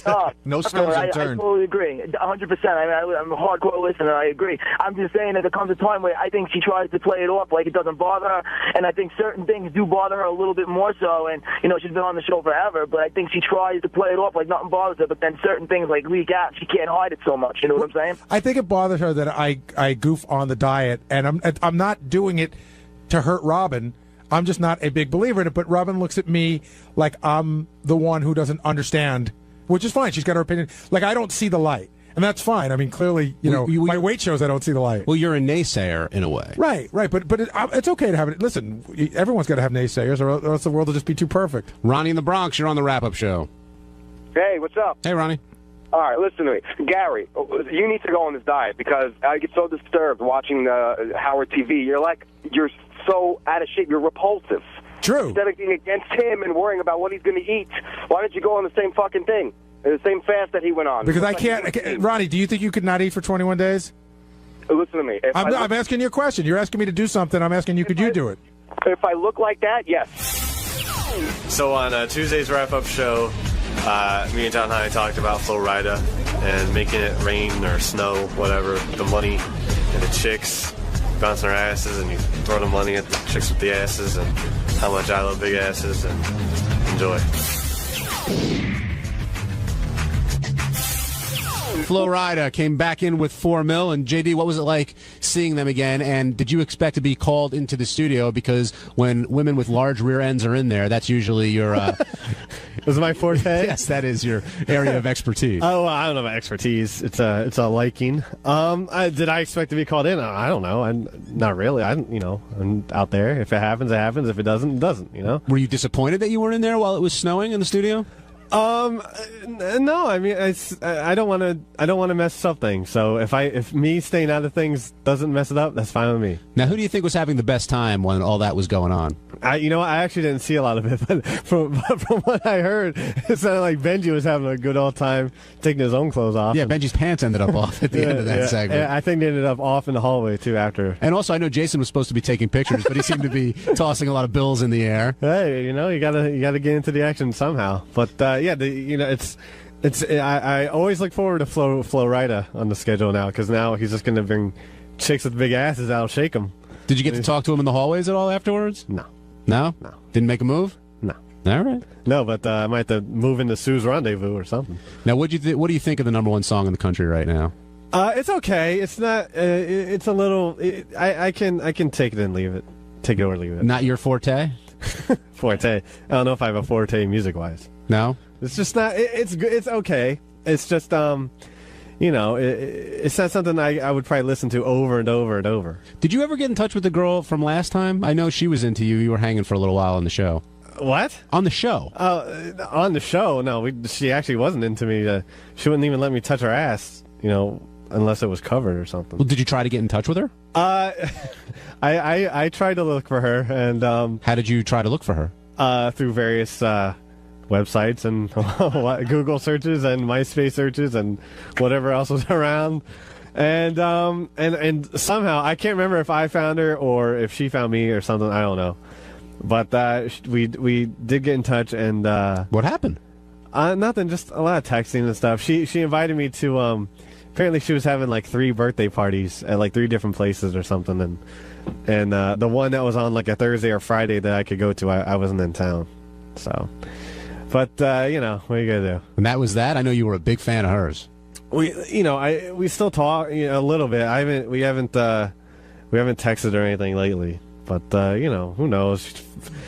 She's got a million guys, I'm sure, after her, a bunch of rap guys. So what are you gonna do? Well, so if you get texted or messaged, you're not gonna respond? No, I respond. I'm just doing. What am I, stupid? No. No, but yeah. What did you think of Howard's reaction? I don't know. What else do you want? There's nothing's happened. I just want you to answer the question. I am. You just give me weird looks. I'm not giving you a weird look. I'm waiting to see if you're done talking. Yeah, okay. Okay. Do you want me to say done every time? No, I don't want you to say done, but I'm just waiting. It looks like you're still, forming a thought. So I don't I'm always forming thoughts. Well, I don't want to interrupt. Not interrupting anything. All right. Did you think Howard was envious of Flo Rida's workout? The guy works out 15 minutes, and Howard's like, "What am I busting my ass?" I don't know about the actual workout, but the actual workout result, I'm sure he was a little jealous. I mean, who doesn't want to look all pumped up and stuff? What do you think of 4 mil today? He was okay. He just seemed to be the money carrier, carrier of the money. Now they walked in with like sacks of money, literally sacks of money, and I think Artie pocketed some of it to see if anybody would notice, and then at the end, of course, he gave it back. Yeah. But they come in with and they do their thing, and they always put on a good show.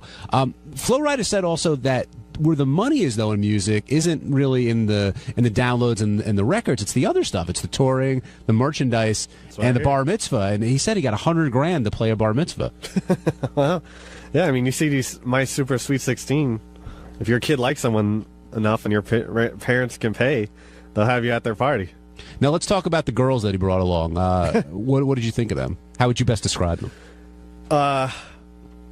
Very lovely ladies with big ass. Well, one had a really big ass. The other ass was good. So, more normal, but the other one was just out there. Can an ass be too big for you? Yeah. I've seen some extremely large asses, and But you set limits. Yeah, of course. All right, let's go to the phones. You can't have too much of a. Well, you can have too much of a good thing. On Wednesday's wrap-up show, I talked about, God rest his soul, 𝗦𝗵cie𝘄. He just passed away. It's rough, man. It's rough, you know, a living thing, and it's sad. It's sad to talk about.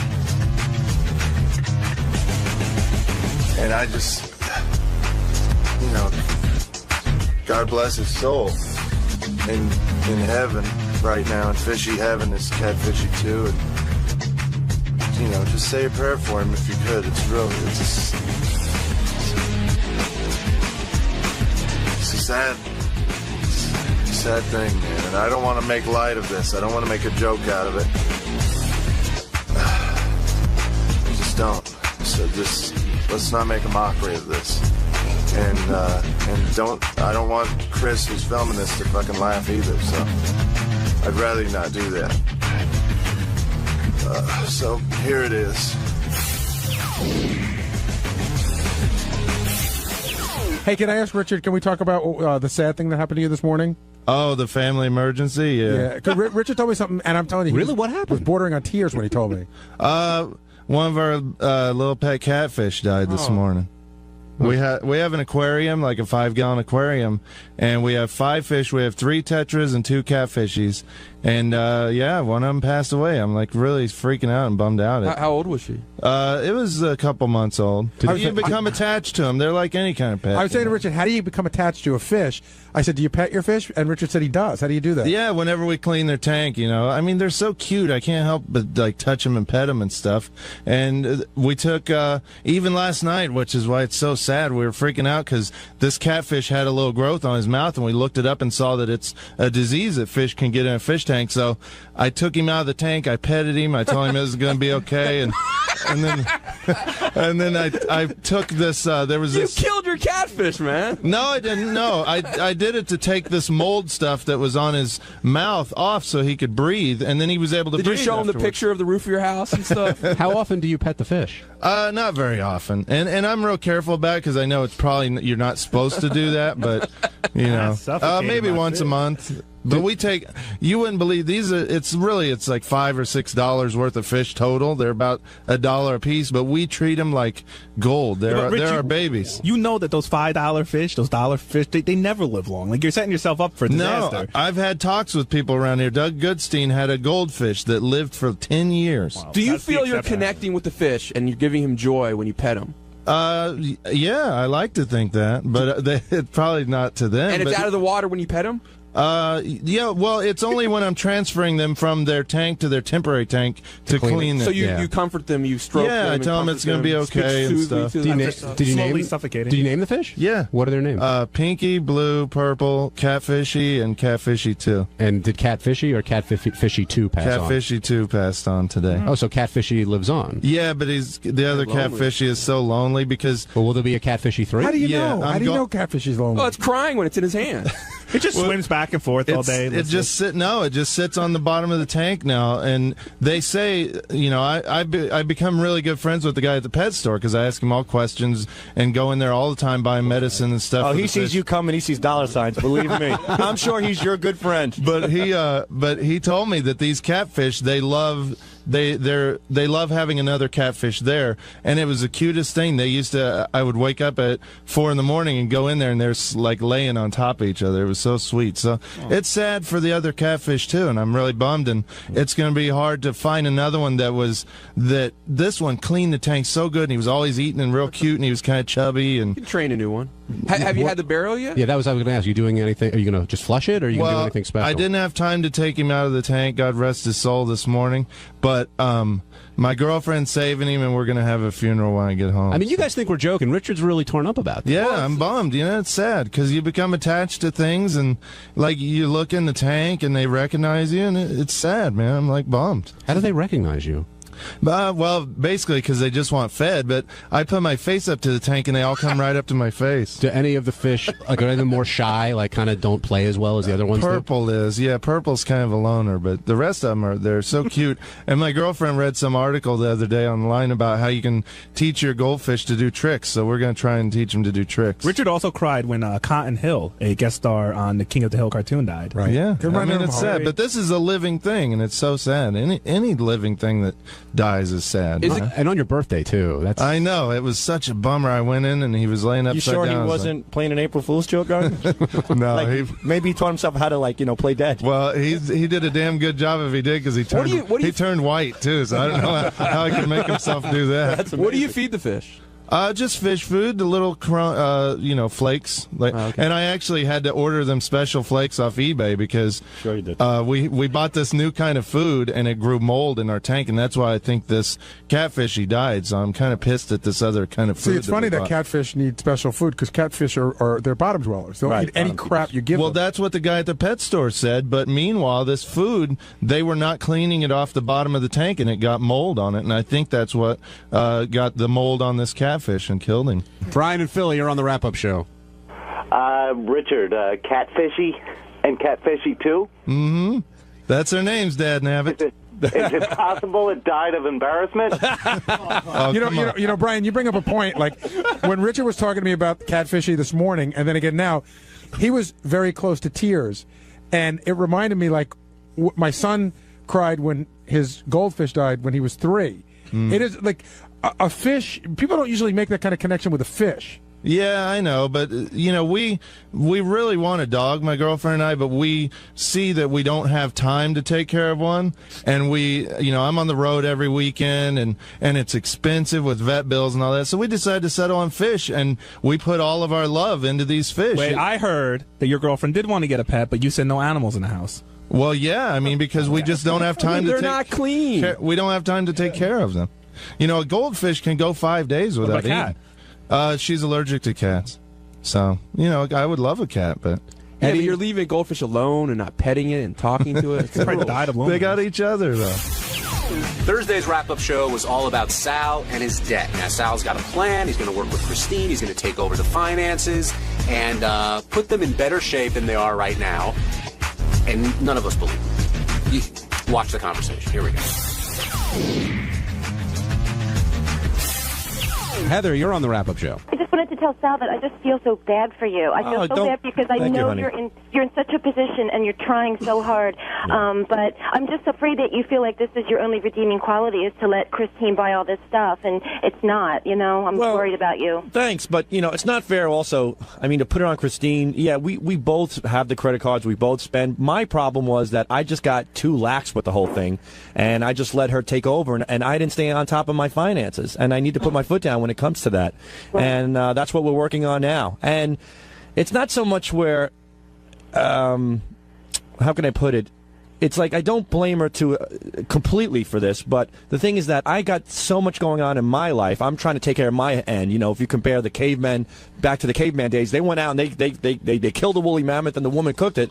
I'm out there doing the hunting, and she's supposed to. But what happens if? And what happens is when the caveman comes back, he's just like, "Hey, where's my dinner, bitch?" You know what I mean? That's what I kept. I left it up to her to make the dinner. So where's your dinner? Exactly. Well, that's the point. I'm asking you. I'm so exhausted that I'm like, I'm going to skip this meal tonight.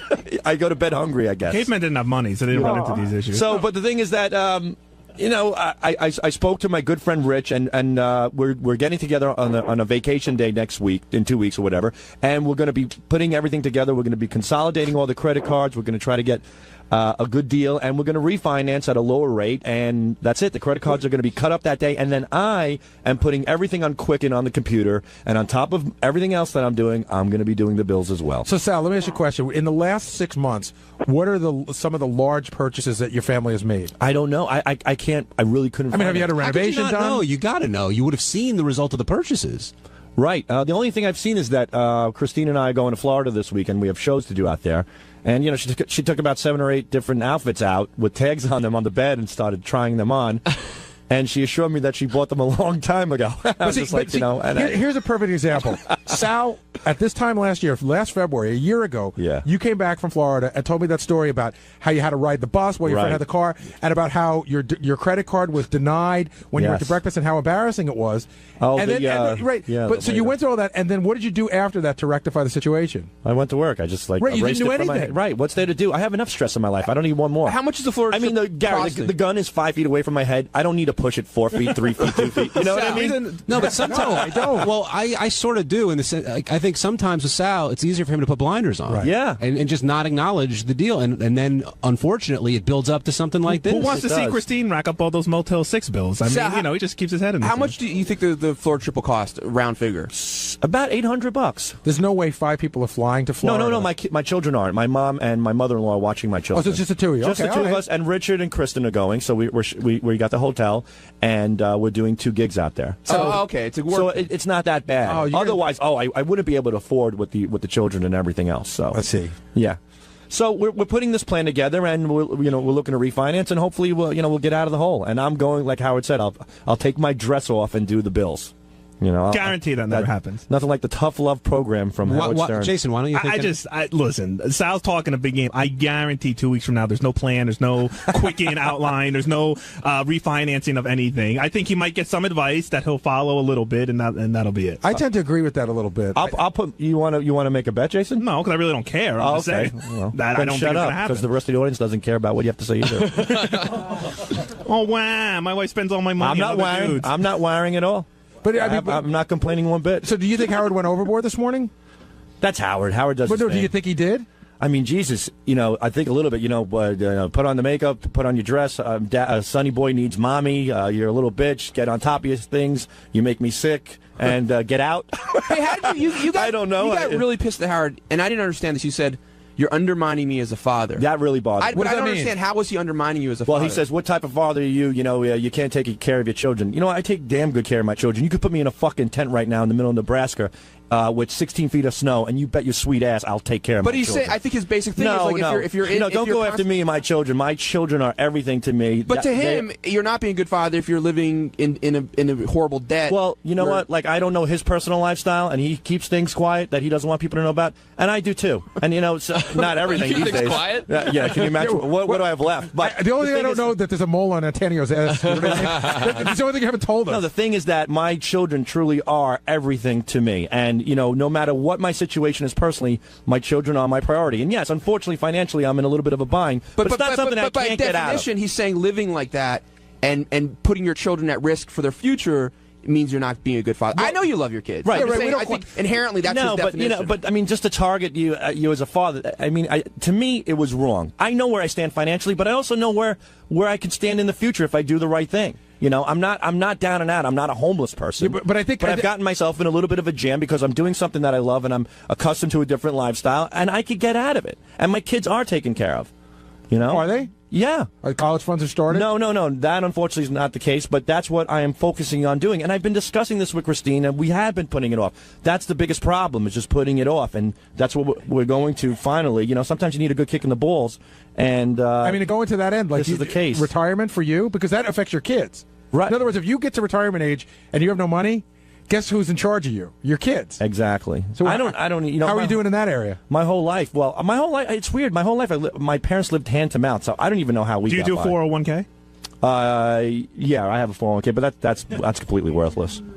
You have those glossy photos. That's true. I could sell a few extra photographs T-shirts. on the road. Yeah. I'm still trying to get past the tent in Nebraska with the snow. Well, I'm just saying that how much my children mean to me. That no matter what, my children will be taken care of, and And but you can't just say that. Like you can't. I can't. Yeah. No, but you can't just say no matter what they'll be taken. You can't say you're thin and good looking. No, I'm not trying to say I'm thin and good looking. Okay, you can't say that. But you can't just say, "Oh my God." That's something you definitely can't say. Well, hold on. And you can't say your wife never cheated on you. Hold on, Jason. We had this conversation with you a month ago. Yeah, Jason, you have issues with debt. What would you recommend Sal do? Well, I would recommend that number one, the first thing to do is you have to stop putting stuff on your credit cards today. Right. Like today, like yesterday. That's what I did. You have to stop putting stuff on, and you just got to. All your money's got to go to paying it off. That's it. I mean, no new cars unless your car breaks down. You absolutely need something new. That's the other problem. This goddamn Land Rover is driving me crazy. So get rid of it. Well, get rid of it. Downsize. Sell the car. Buy a more inexpensive, buy a less expensive, probably better running car. There's plenty of companies that make cars that run very well. And don't worry about the brand name of the car. I don't worry about it. And Christine said she's willing not to worry about it, even though she went to the dry cleaners today, and the lady said, I heard you buying a Mercedes, and Sal's getting his balls broken, and I had to hear from her. You realize that car companies are in so much trouble right now that there are good deals out there to be had, and like back in the old days, you bought a car, you didn't know what it was going to be. Now they're covered for like 100,000 miles for service and everything. Another thing, John, is I don't have children, so my problems affect me. You know, my like if I go broke and end up on the street, that's me on the street, and I could handle that. You know, Sal's sitting there going, "Oh, my kids are taken care of no matter what," but those are just words. There's nothing to back that up. Where's he going with it? Well, no, he makes a point. They're taking care of with your love. I mean, your problems affect your wife too, Jace. Okay, fine, but my wife is part. You know what I mean? Like, we're aware. What I'm saying, we don't have any little children whose futures we're Jason, what I'm trying to say is that like Sal's. Jason, what I'm saying is that I will always have the will to take care of my children under any circumstance. That's what I'm saying. Oh, okay. Even if it means slinging hot dogs, which we'll probably be doing in 2 years. But no, I don't think anybody here ever questioned that's the point that I'm trying to make. Unfortunately, now my children are young, and I haven't put together a plan for their future as of yet because I'm in a bind. But that is definitely on the agenda. And Sal, of course, that's all I think about. Sal, when you walked out of the window, Howard did say he loves you, and you know that. Well, that's the most important thing. That's what keeps me going.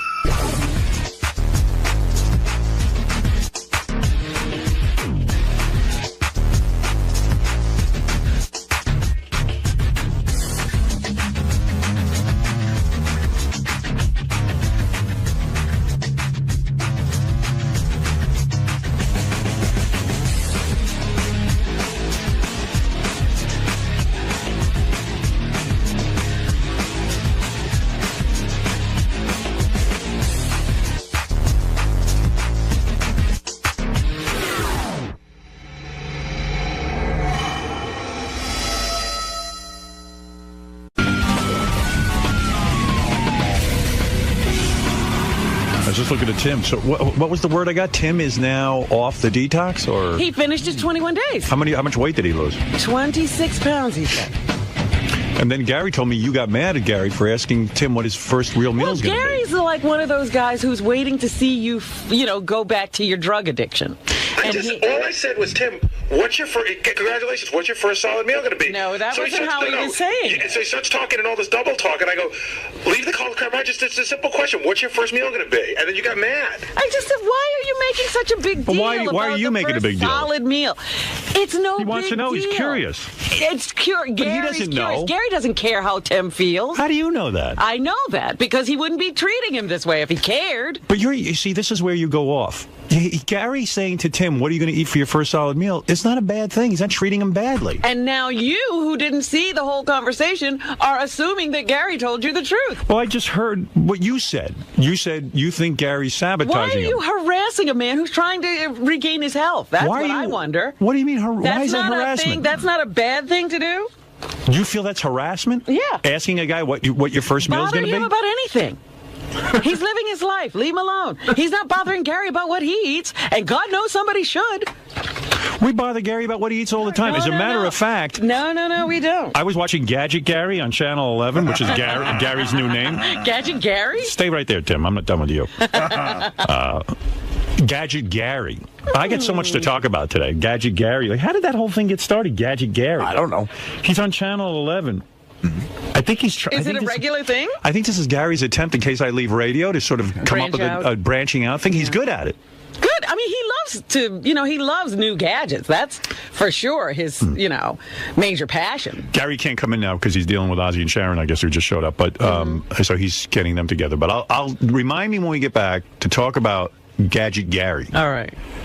But Tim, I don't think. See, Robin, what I'm hearing is, if Gary says to Tim, "What are you going to eat for your first solid meal?" I think he's curious about the diet. And I didn't stay there long. I walked by the conversation. I said, "What's the big deal? What's the big deal?" And I walked away. But you almost seem now like you're protecting I'm angry. Tim. No, I'm not protecting Tim. Tim doesn't need my protection. But I just think that this anger at Tim for changing his life. Who's is angry crazy. with Tim? Everybody who's got him under a microscope watching everything he does.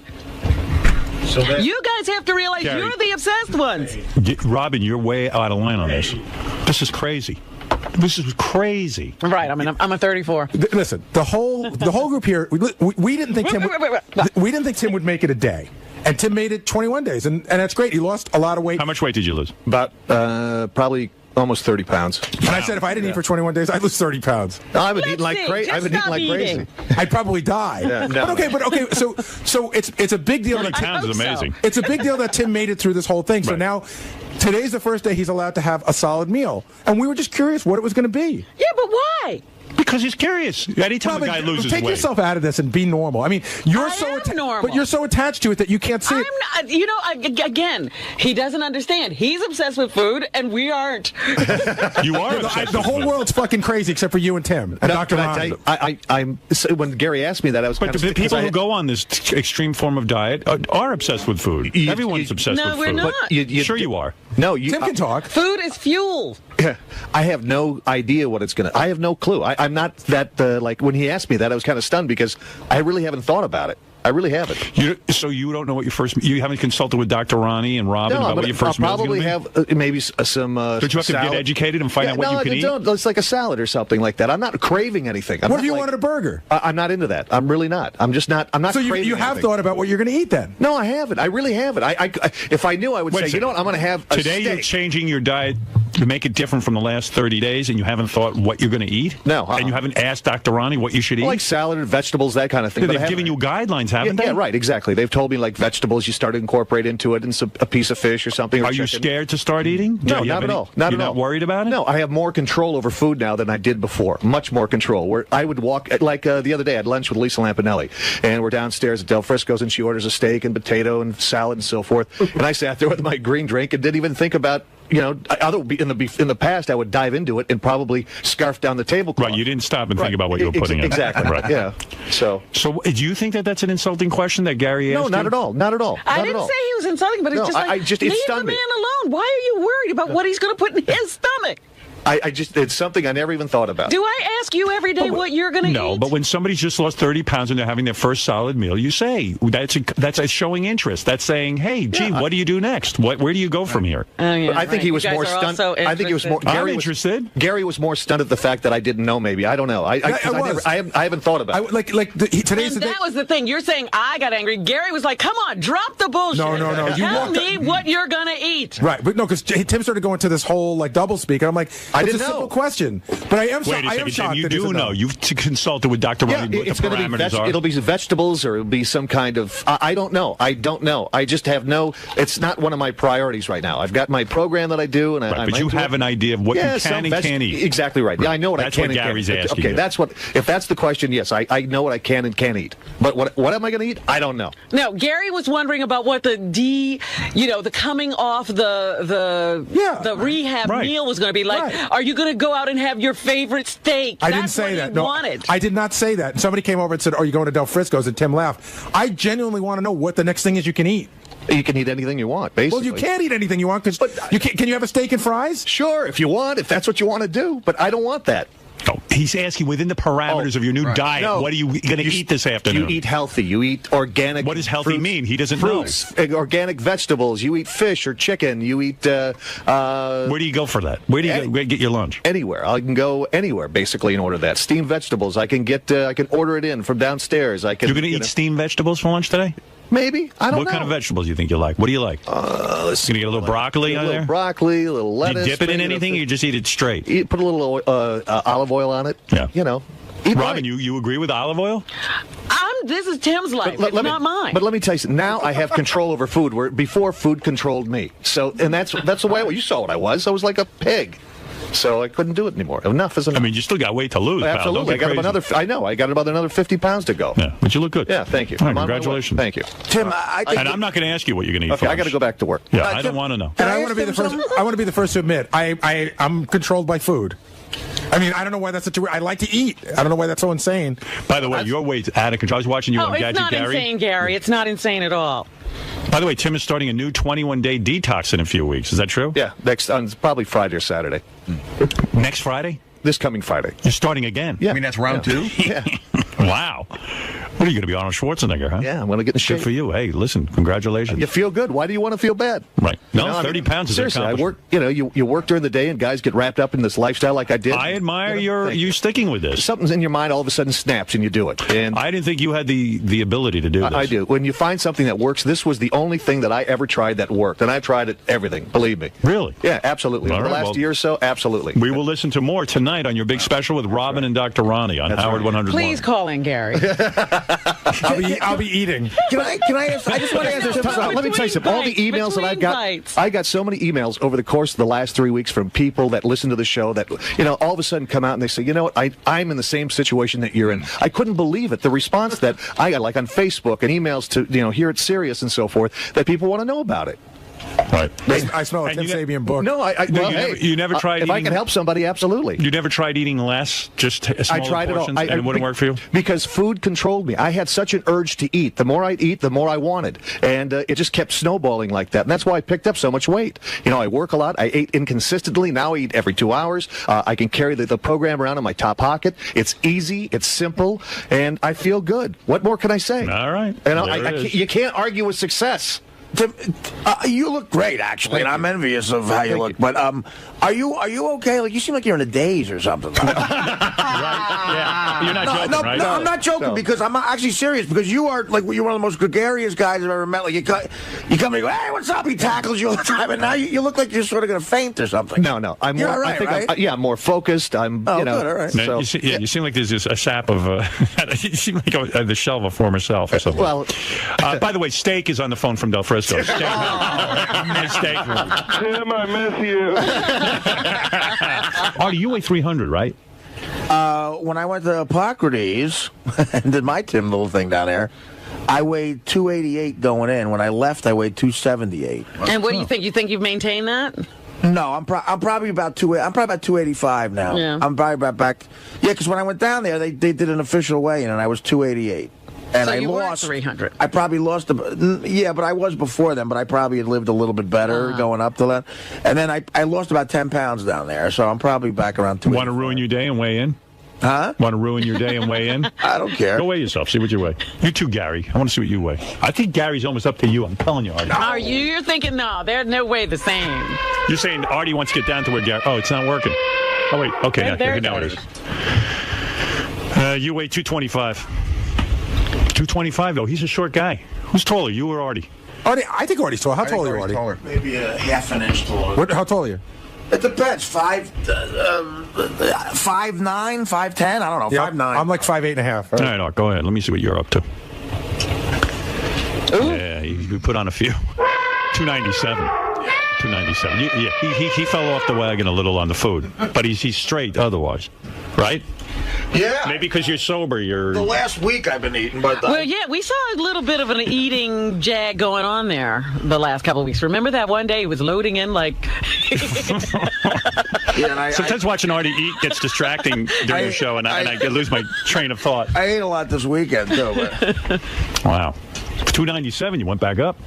Well... Down at this place, it's like it's like going to a doctor's office. They make you strip and get on one of those fucking things that's like... oh, yeah. I don't know. Maybe it's a little more accurate than that, but I was 288 down there. Gadget Gary ought to try testing out a treadmill as one of those gadgets. You should keep harassing Tim about what he's going to do. I'm not harassing him.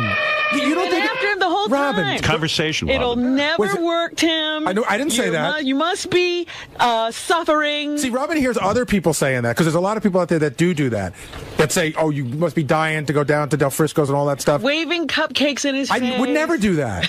I would never do that. Well, maybe I'm just getting on your case for all of the others. You are, but I mean, Robin, again, take a step back. A guy has made a drastic move in his life where he has cut out food for 21 days. You think it's weird to ask him how it's going? I don't think it's any of your business. What is any of your business? It's ridiculous. I don't think it's any of your business to ask what I want to talk to my friend Tim about. I really don't. I don't think about what. Have I ever asked you what you're going to eat? You're becoming a mother hen on this thing with Tim. No, but really, have I ever asked you what you're going to eat? If I didn't, let me ask you a question. If I didn't eat for 21 days, would you be a little interested? Answer no, yes. I think looking at you, I should be asking you what you're eating. If I didn't eat for 21 days, I ask him what he eats. But I don't. That's you. It's foreign to me because I wouldn't bother a person. Listen, you Big would have Shot, before you got on his diet. You lost weight. I didn't bother anybody. Oh, stop it. Sure you do. You used to ask people how they do it or how they lose weight if you were interested. Come on. That's in a conversation. sympathetic way. I don't stand in the hall and try to. You've gone way overboard. Like you are so possessive of Tim. He is it's like your boyfriend. Possessive. Oh, you have completely. He is telling Tim. I've had soup with him. Robin, you were answering Tim's questions like you were his wife. No. He was telling Tim that, stop drinking. First of all, I've heard him on the wrap-up show saying Tim has drunk the Kool-Aid. Stuff like I said that. Tim drank Like the Kool-Aid. he's indoctrinated. And I've said that I think that in order for this to work for Tim, he's got to go into it full force and believe whatever he has to believe. He keeps repeating food controls me, but I don't control food. Right. He's got some new mantras going. But these are all his. They are. You never heard me say it. Those are his own concoctions. Yeah, he comes up with things. We have a list. It's not like Ronnie did it. So, Tim, dieting is hard enough on its own. Never mind every step of the way having to be sort of everything broken down by Howard in the beginning. Is this really making things that much more difficult for you? No, I love the challenge. People, say that you can't do something. That just makes me want to do it all the more. And this program that I'm on is so simple and so easy that anybody can do it. And you're feeding your body every 2 hours. You can carry the program around in your pocket. And it's so simple. And the results speak for themselves. Success is success. So mvdiet.com is Dr. Ronnie's site. If you're interested, go on it, and it works. So you're hooked? I'm not hooked. I'm just into it. I feel good, and you can't argue with feeling good. So that's what it's all about. Was Gary's question to you about eating, was it as evil as Robin's trying to make it out? No, not at all. It threw me off because I really haven't thought about it. Their persona is that I haven't, eaten food in the last 3 weeks, which is, true. I haven't chewed in the last 3 weeks, but because I'm satisfied with the nutrients that this program provides, that, it really after a few days you really lose your appetite or your desire for things because you're totally satisfied. And I was kind of thrown off because I really don't know, or I really haven't considered. I know what I can't eat, or should eat, but when you feel good, you don't want to put anything in your body that's going to make you feel bad again. So that's kind of the premise of the whole program. Avoid shocking the system. Exactly. You ease into it, and but you feel good. You want to continue to lose weight and feel good and so forth. So why would you want to put something in that's going to slow down that process? So Gary, absolutely no malicious intent before when you asked him about what No. I break his balls a little bit. I definitely break his balls, and I'm surprised he got this far. But I've never, said we got to go to Del Frisco's to get a steak. I've never put a cupcake in front of his nose. I've told him flat out that I'm surprised that he got this far. I did not think he'd make it this far, and I was really interested to find out what are you going to eat now that you're going to eat.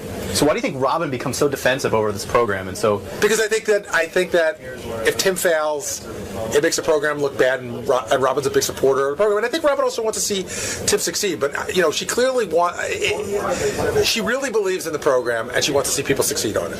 But given the circumstances and the environment here, Tim's going to get ribbed a little bit. She's got to roll with it, I think. Well, to act like, if she wasn't involved in this program, to act like she wouldn't be us is insane. She'd be doing what we do because, she's too close to it. I said that to her on the air. Robin, you were very upset with Gary today when he... Oh, here we go. I would not characterize it as upset. Did you get it on camera? Yes. And you thought I was very upset? I thought you rushed to the defense of Tim and the program very quickly when Gary could have just been teasing Tim. Yeah, but who needs that? Why is everything that Tim does about, changing his diet, changing his health, subject to the ridicule of these people here? Well, I think he was... I just collapsed. Maybe I better eat something. Yeah, seriously. This isn't a good advertisement for your program. Maybe Gary was right. Maybe Tim does need a steak. Yeah, let's do that again. I think because Tim is known as sort of a steak and potatoes guy around here. He's one of the guys. He goes out to eat. He's been known to love food. Right. And now that he's, made such a drastic change, that's why he's getting, catching some heat or getting ribbed a little bit. So you admit he's catching some heat. Absolutely. And so my coming to his defense is a very natural thing because he's catching heat. But it was almost portrayed as though Gary was trying to throw him off his game, trying to throw him off his diet, when I don't think Gary was being unsupportive. I think he was just teasing him a little bit, and you seemed very upset by that. Well, again, why is whatever anybody does here everybody's business? I think there's an emphasis on it. That's all. It's like somebody's trying to change something. It's not easy to change your life. Give a person a break. How about giving them a little support? So you're drawing a little bit from your own personal experience, the way Howard sort of criticized you the entire time. Absolutely. You changed your way. Absolutely. So you're saying, look at my result and wait till you see I'm Tim. saying I had to endure. I don't want to see somebody else endure it alone. I was alone. Well, and also because you were so successful. I certainly didn't get any help from you. So I was alone. But you were hitting on you again? No. I'm making an adamant point that I don't hit on him, okay? Whatever the kids call it these days. The kids. So you're saying, look at my success and, No, I'm saying I was alone, and it simply offends me that you don't get support for doing things around here. And when I heard that, and I've heard it over and over again, maybe I came down on Gary in a way that was probably more,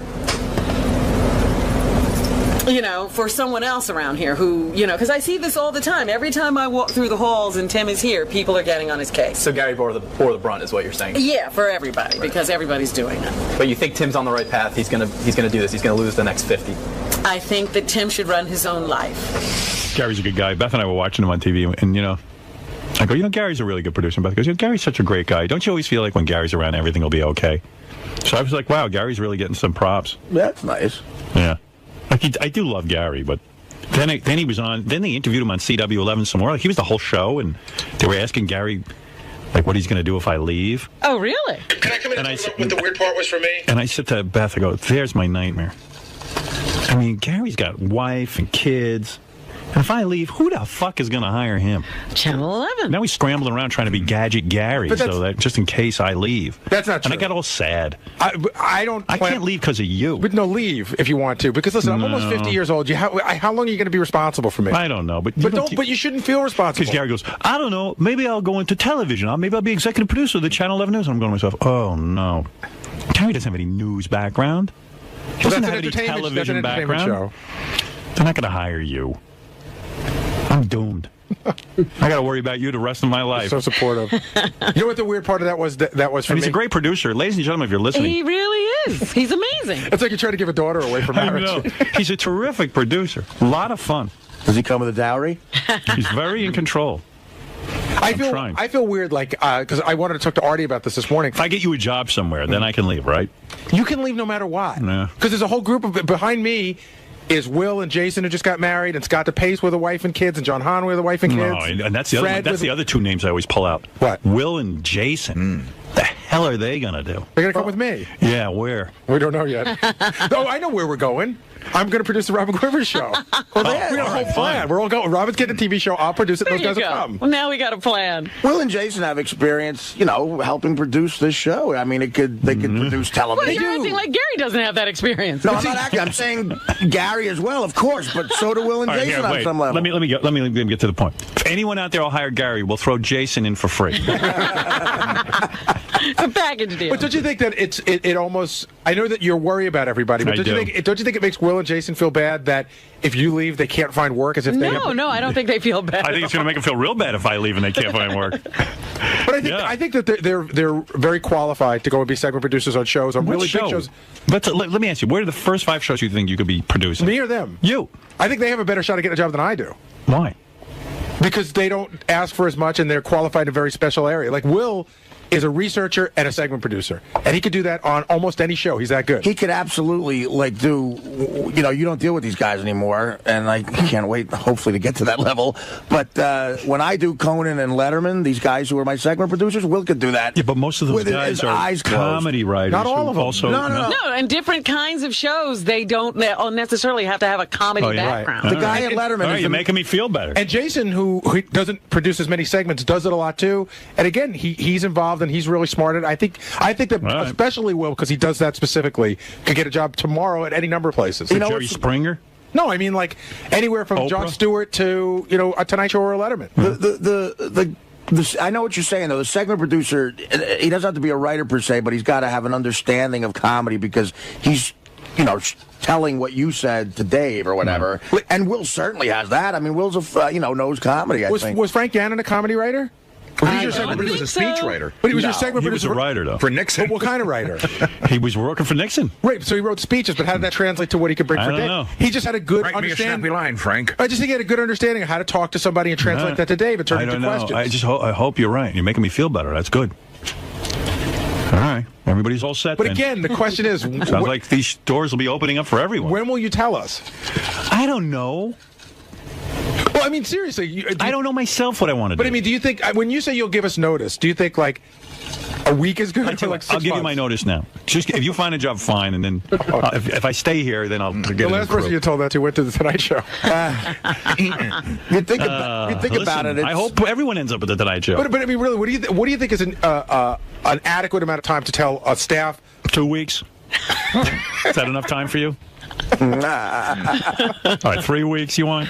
What do you want me to do? I don't know. If you think about it, it's at this point it's April. I mean, it's only really a year and a half. Well, listen. Here's the point. That's why I said to him, it doesn't have 2 more years. I can't believe how fast that went by. It's a year and a half left. But here's my point. So let's say I'm here, and I have every intention of leaving. And then Mel walks in and he goes, "Okay, you can be here X amount of days. You can do this. I only want this amount of shows. Blah blah blah blah." So suddenly there's something interesting to do. Sure. Yeah, but what if what if I told you that I was leaving, and then all of a sudden I'm staying? But what if somebody got a job somewhere else? Would you be mad at them that you said you were leaving and somebody got a job? I was reading an article the other day saying that something like Google might even approach me to change their whole business because I'm the only one who seems to be able to get things started. I mean, there was a great article the other day that said that at the end of your run here, that you could end up just getting a studio and doing your own thing and sending content out to everybody. So what if I do that? I'm interested. Well, I was looking for you. Can't he get an interview? Send me your resume. What? I've only got one thing on it. Can he get an interview?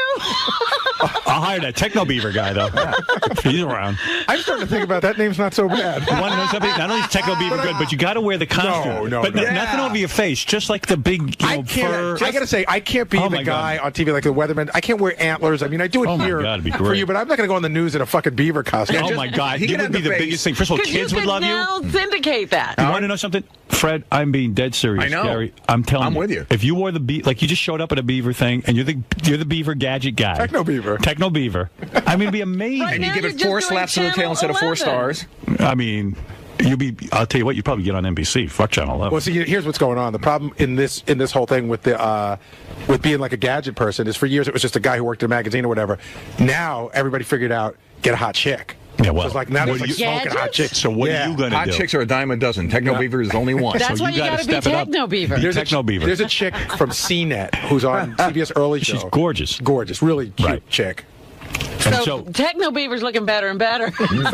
All right, you come on, you're Gary, the gadget guy. How are you going to compete with her? And you know what? To kids, you're just some old dude who's sitting there with gadgets and creeping them out. But I have to talk to Beaver. I'm talking to my generation. Yeah, but if you were Techno Beaver, everyone would want you. You better copyright that too, because apparently there's some company in the United Kingdom. They call themselves Techno Beavers Limited. Uh-oh. What do they sell? They don't sell anything. They do tax returns, audit, and management accounts. See, they're not afraid of being Techno Beaver. I bet the president doesn't wear the outfit. He should. Can you imagine somebody showing up to do your taxes in a beaver costume? You make like a rating system. I give this 5 beaver teeth. 5 beaver teeth. Or 5 slaps of the tail. Yeah. Yeah, big tail. That'd be great. Big paddle tail. Techno Beaver. Let's go into the Techno Dam and check out the new Talk to the people at CW11. I bet you they love it. Develop a Techno dance. They'd love anything that you would talk about like this. If you go on as Techno Beaver, I will get them the highest ratings of their life. Can you imagine, like the gadget you like the best that gets a dance, the Techno dance? You could do the whole thing from the middle of a stream when you're building a dam. Lined up on my dam today is a new gadget I just found. Look at how easy this would be. Now he doesn't have to do the segment live. It's on video. This is exactly the costume I'm thinking of. Just put Gary's face in there. There it is. Let me see it. That's exactly it. That's like Alvin and the Chipmunks, but it's, the idea is right. It's the same idea. Got a picture of it. Techno Beaver. Look at that, John. And that music can only mean it's Techno Beaver time. You know how fucked up this is, Howard? Yeah. DePace told me somebody already went and bought the domain name technobeaver.com. Oh, my God. You give that back. Well, that's why they know now a good idea. You need that. You know, bought at DePace.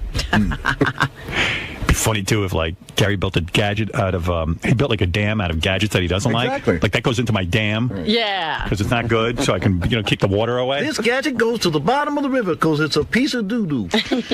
and then he can eat through the products he doesn't like and save the ones he does. He opens the packages with his teeth. I'm not putting this one in my dam. He opens the packages with his teeth.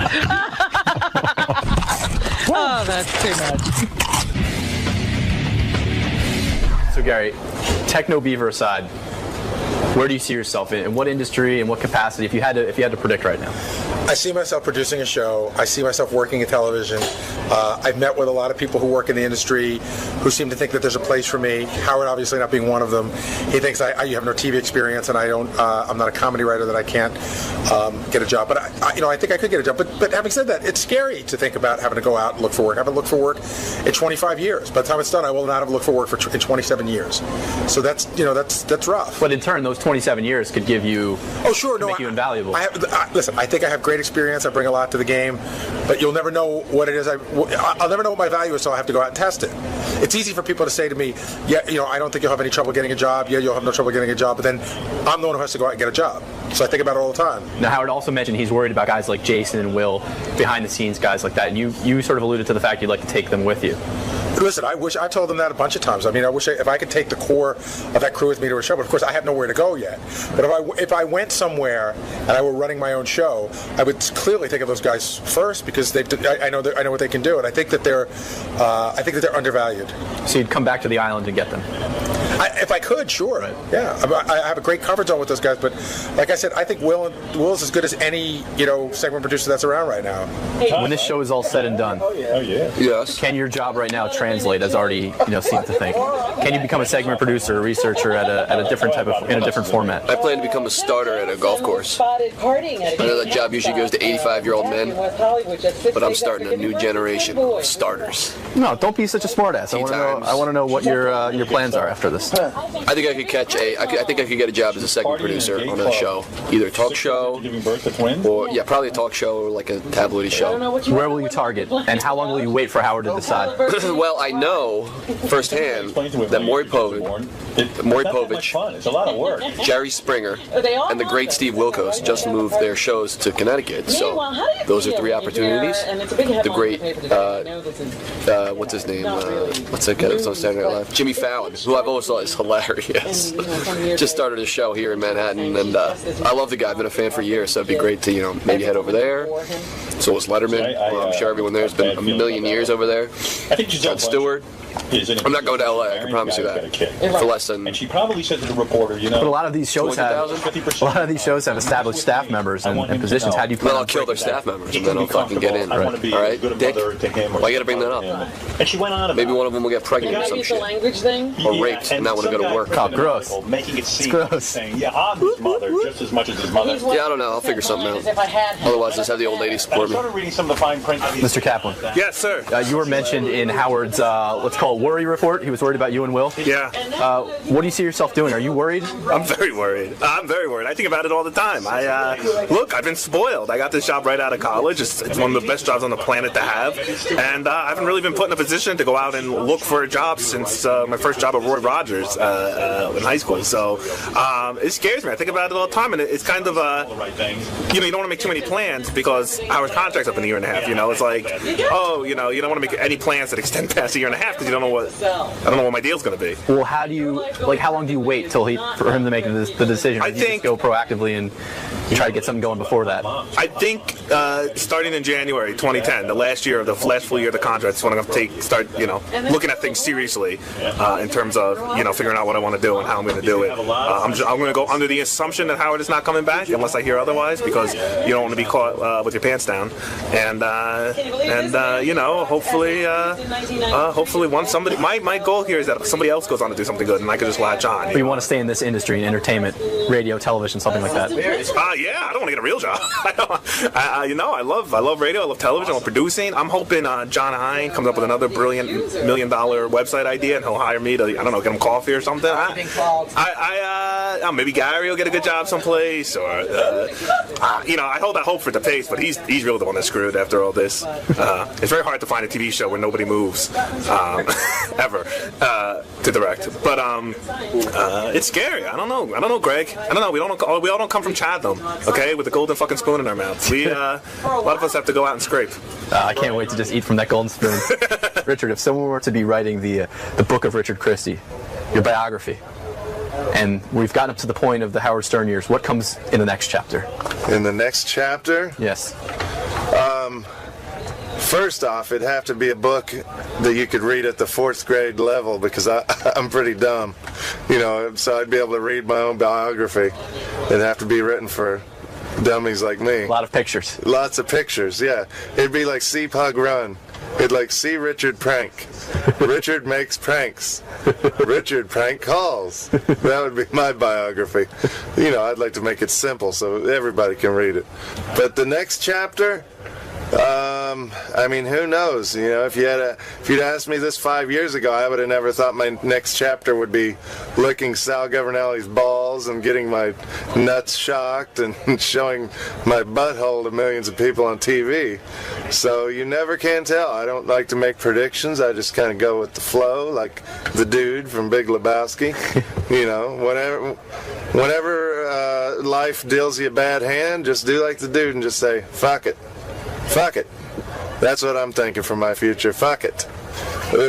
Whatever happens, happens. I am, making some plans and stuff, but you just got to be positive. Like to go into movies, specifically horror movies, and maybe TV, maybe do some stuff in music again. I want to have my hand in every little pot that I can. I see you as more of an online masturbator right off the bat. Well, when I get desperate, maybe I'll have a jack-off cam or something like that. But my hope is that Howard's going to re-sign, and I'll be able to stay here I could stay here for the rest of my life and be happy.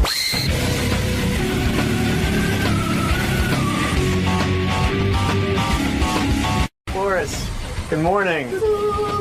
How are you doing today? I don't know yet. I'll find out. Oh, who's that? Look. Oh, dear. I think that's a cutout of Nicole Bass, bodybuilder. So, so you excited to be on the show today? I think I am. Are you nervous? No. No. Just don't know what to expect. Is this the room? You'll be waiting here for a little bit. Why? Well, Howard's.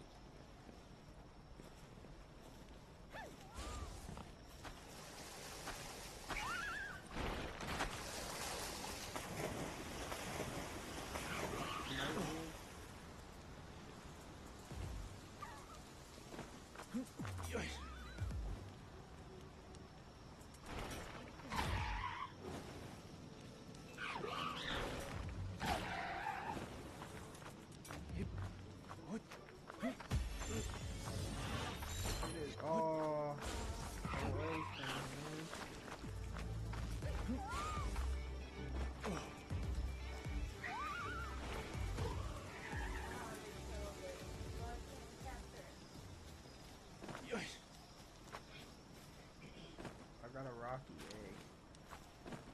You got it? Yeah. That's what you were looking at? The rocky? It was pink. Pink. There's a pink egg up here. No, I didn't get that one. Bro, I'm looking for something else up your hands. Like, what the fuck? Where did it go? There was a green thing. Oh yeah, I seen that. There's a pink egg right next to it. Where is it? Where's the green? Up there somewhere. Dude, I think.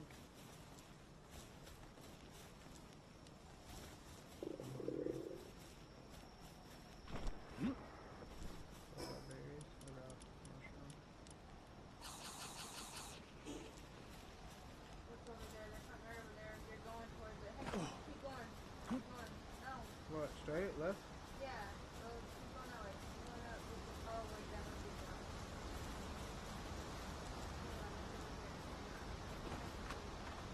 Yeah.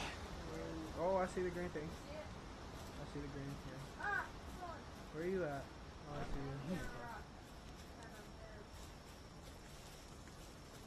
I don't know where the pink is. I don't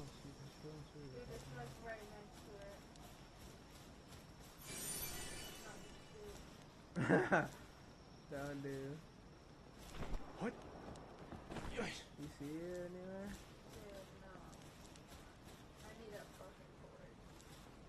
There's a tansy down there. I told your dumbass to fucking make a torch multiple times, and that was the easiest thing you could have did, and you still never did it.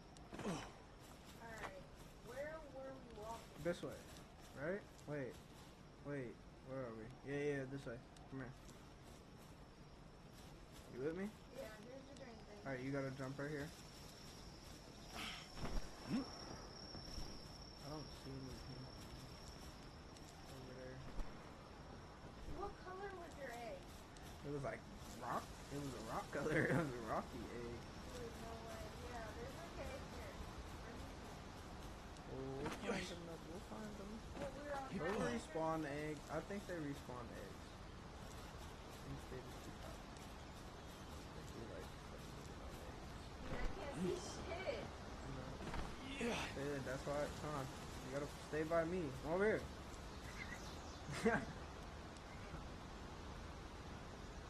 Dude, I can't see shit.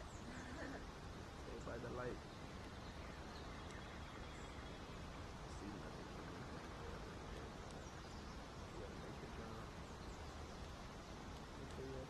Dude, I'm pissed about that egg. Don't worry about the egg. Come on.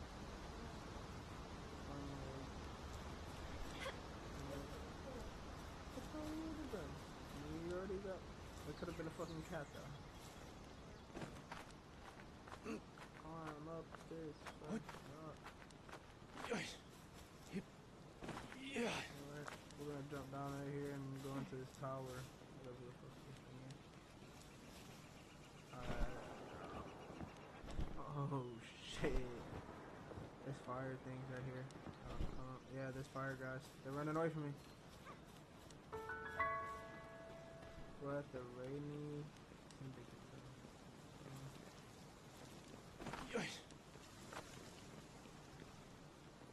Yeah.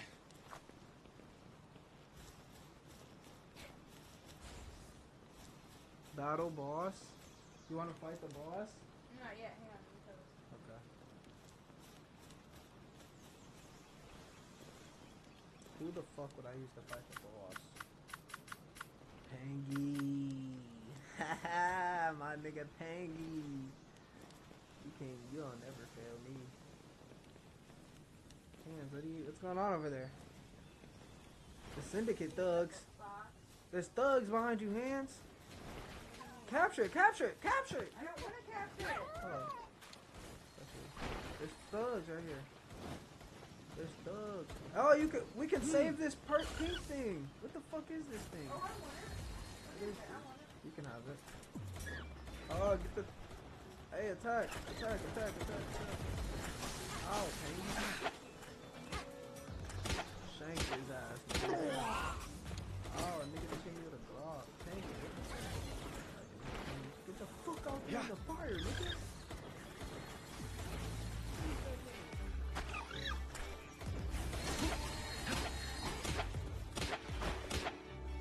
That bitch dumbass.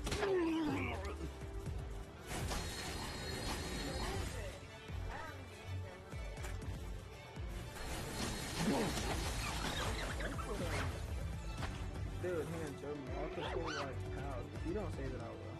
You not saving it? Are you gonna save it or not? Like, bro, they just collect or you should collect anything. It might end up being sweet. They might have evolving in this thing. You never even know. Things might evolve into sweet shit. Oh, I gotta kill you, bro.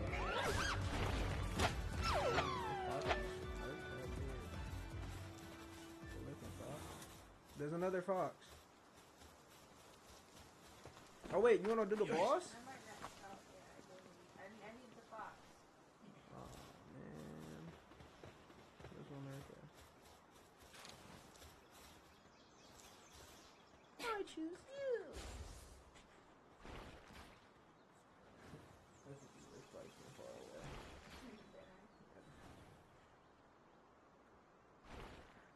Wait, Your fox so is. do I have 4? I need one more. Oh, your fox is chasing Penny. Oh, there's one more right in front of me. Stuck up on that ledge. Oh, there's another one there here too. Holy shit.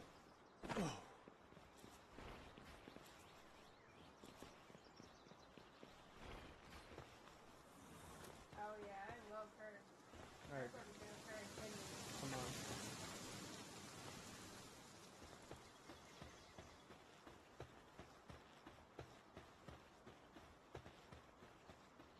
What is this? Journal. Come on. Did you get that pal? What was it?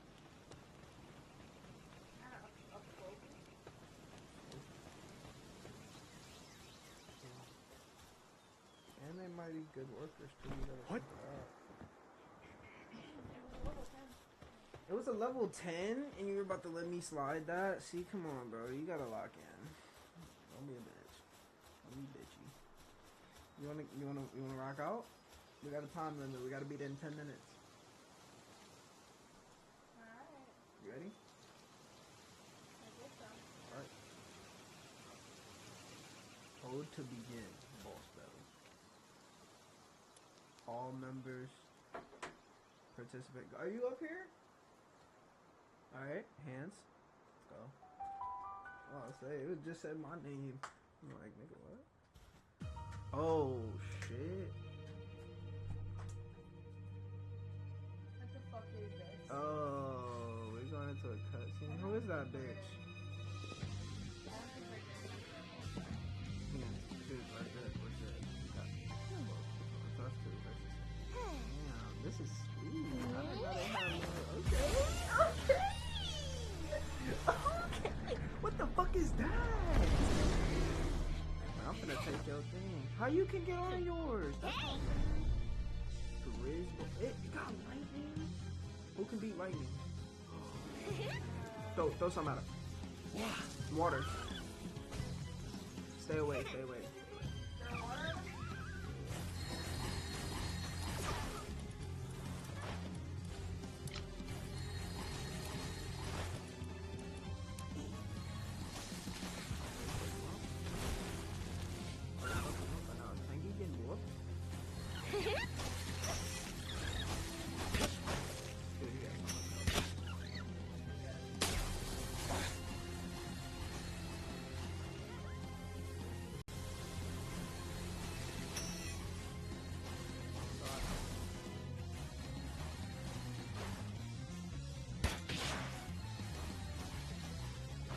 Putting in work though? Is it more pain? Their pain is about to die. Is he?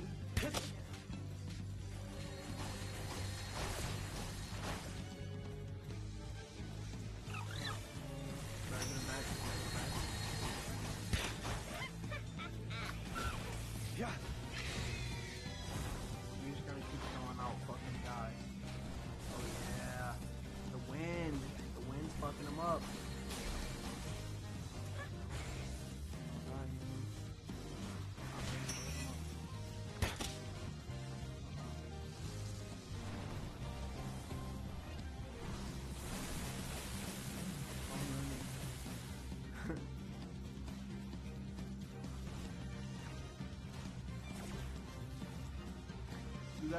You got a combat? When did you get combat?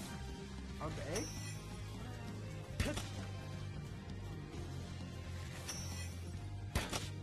Alright, we got him down like 2 games. Oh, yes! Let's go! Keep away from me, Nightwing! Nightwing's whooping.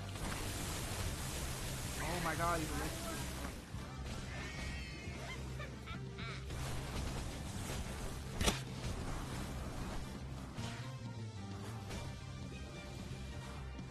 Go, Nightwing. You're good against Righteous. Oh no. Oh, I'm hiding behind these pillars, bro. I am not getting involved. Do you have her? Do you have her in your party? Dude, hands, I'm gonna win.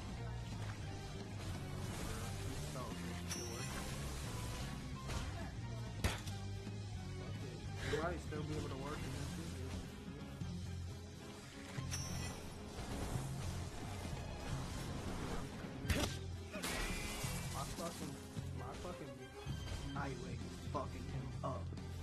he was whooping on my goddamn water, nigga, but I oh, I've been saying that he's getting whooped on. Oh, I might have to put out combat. Is your combat helping? Yeah, he is.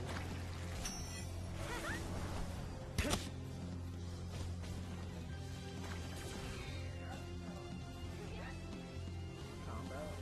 Do you have others? Nope, Nightwig, where's he? Is my Nightwig dead? Don't tell me he's dead. He is dead. I got him fucking smoked. I wasn't paying attention. We both got combat, so I was about to shit.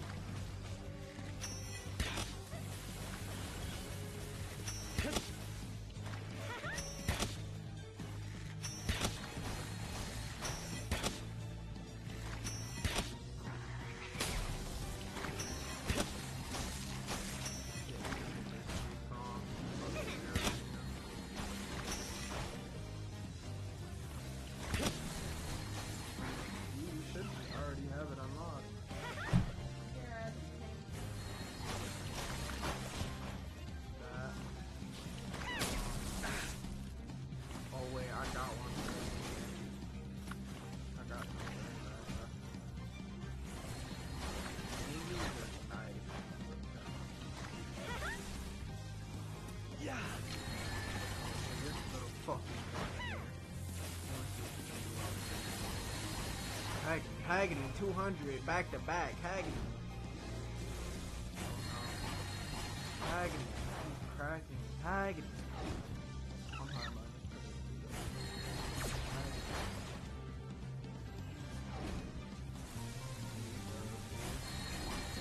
Your penguin is putting to work too.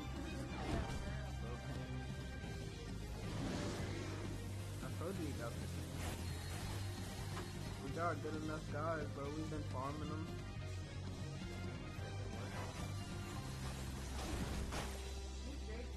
Yeah, he is, dude. He doesn't give a fuck about you, but has been literally trying to kill you. Oh, DeMarc. Hey. My dude, bro. It's barely getting them electrocution shots.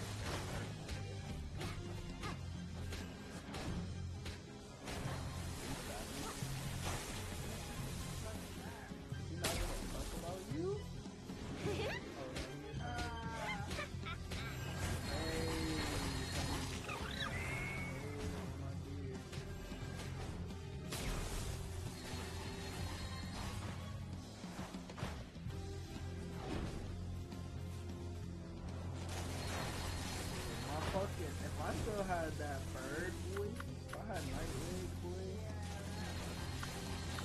Nightwig is gone.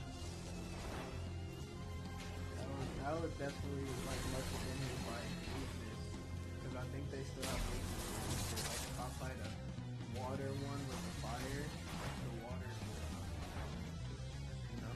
I'm glad they did shit like that. Alright, I got something for that. What?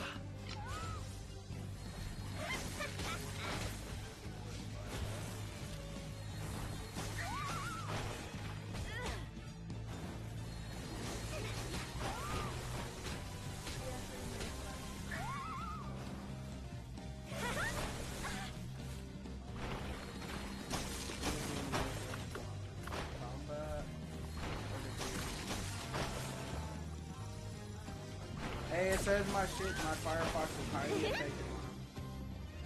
Put yours out, put yours out. You have one? I'm dying. No. Put Firefox.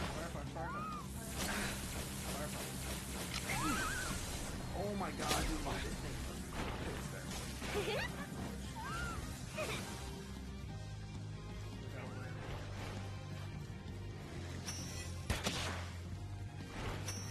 We gotta help you, we gotta help you. Don't die though, don't die.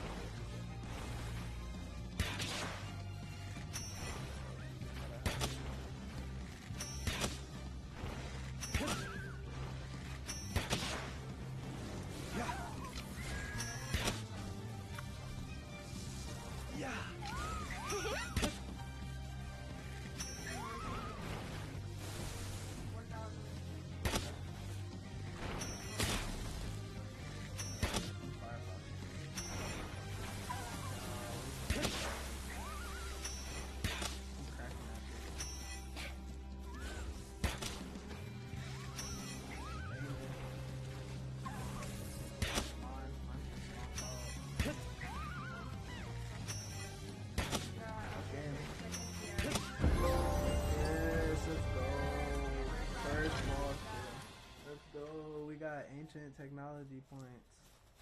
I'll give you your fucking Pokemon, bitch. Let me get that off you, nigga. You should call Snatchies.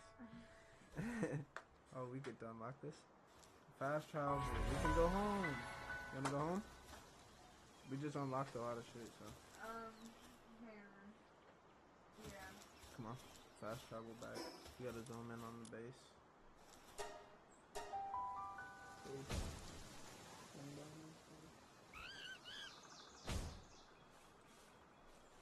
Let's go. I need to put my fucking night wig in here. You did good, bro. You put in the fucking work. I got a Chillette. What does it have this red thing for? This is me. Bottomless. No, hold on. How do you look at those? What? There, look. They're just Oh, there it is. Details. That's all it is. It's just here. It's a bottomless thing. Can I put them in? I can't use them? Oh, okay.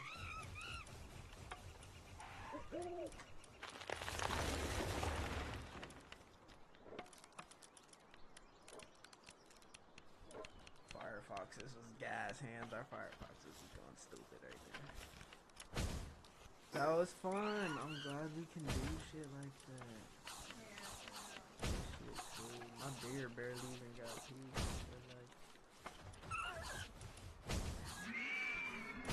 Do we have any needs?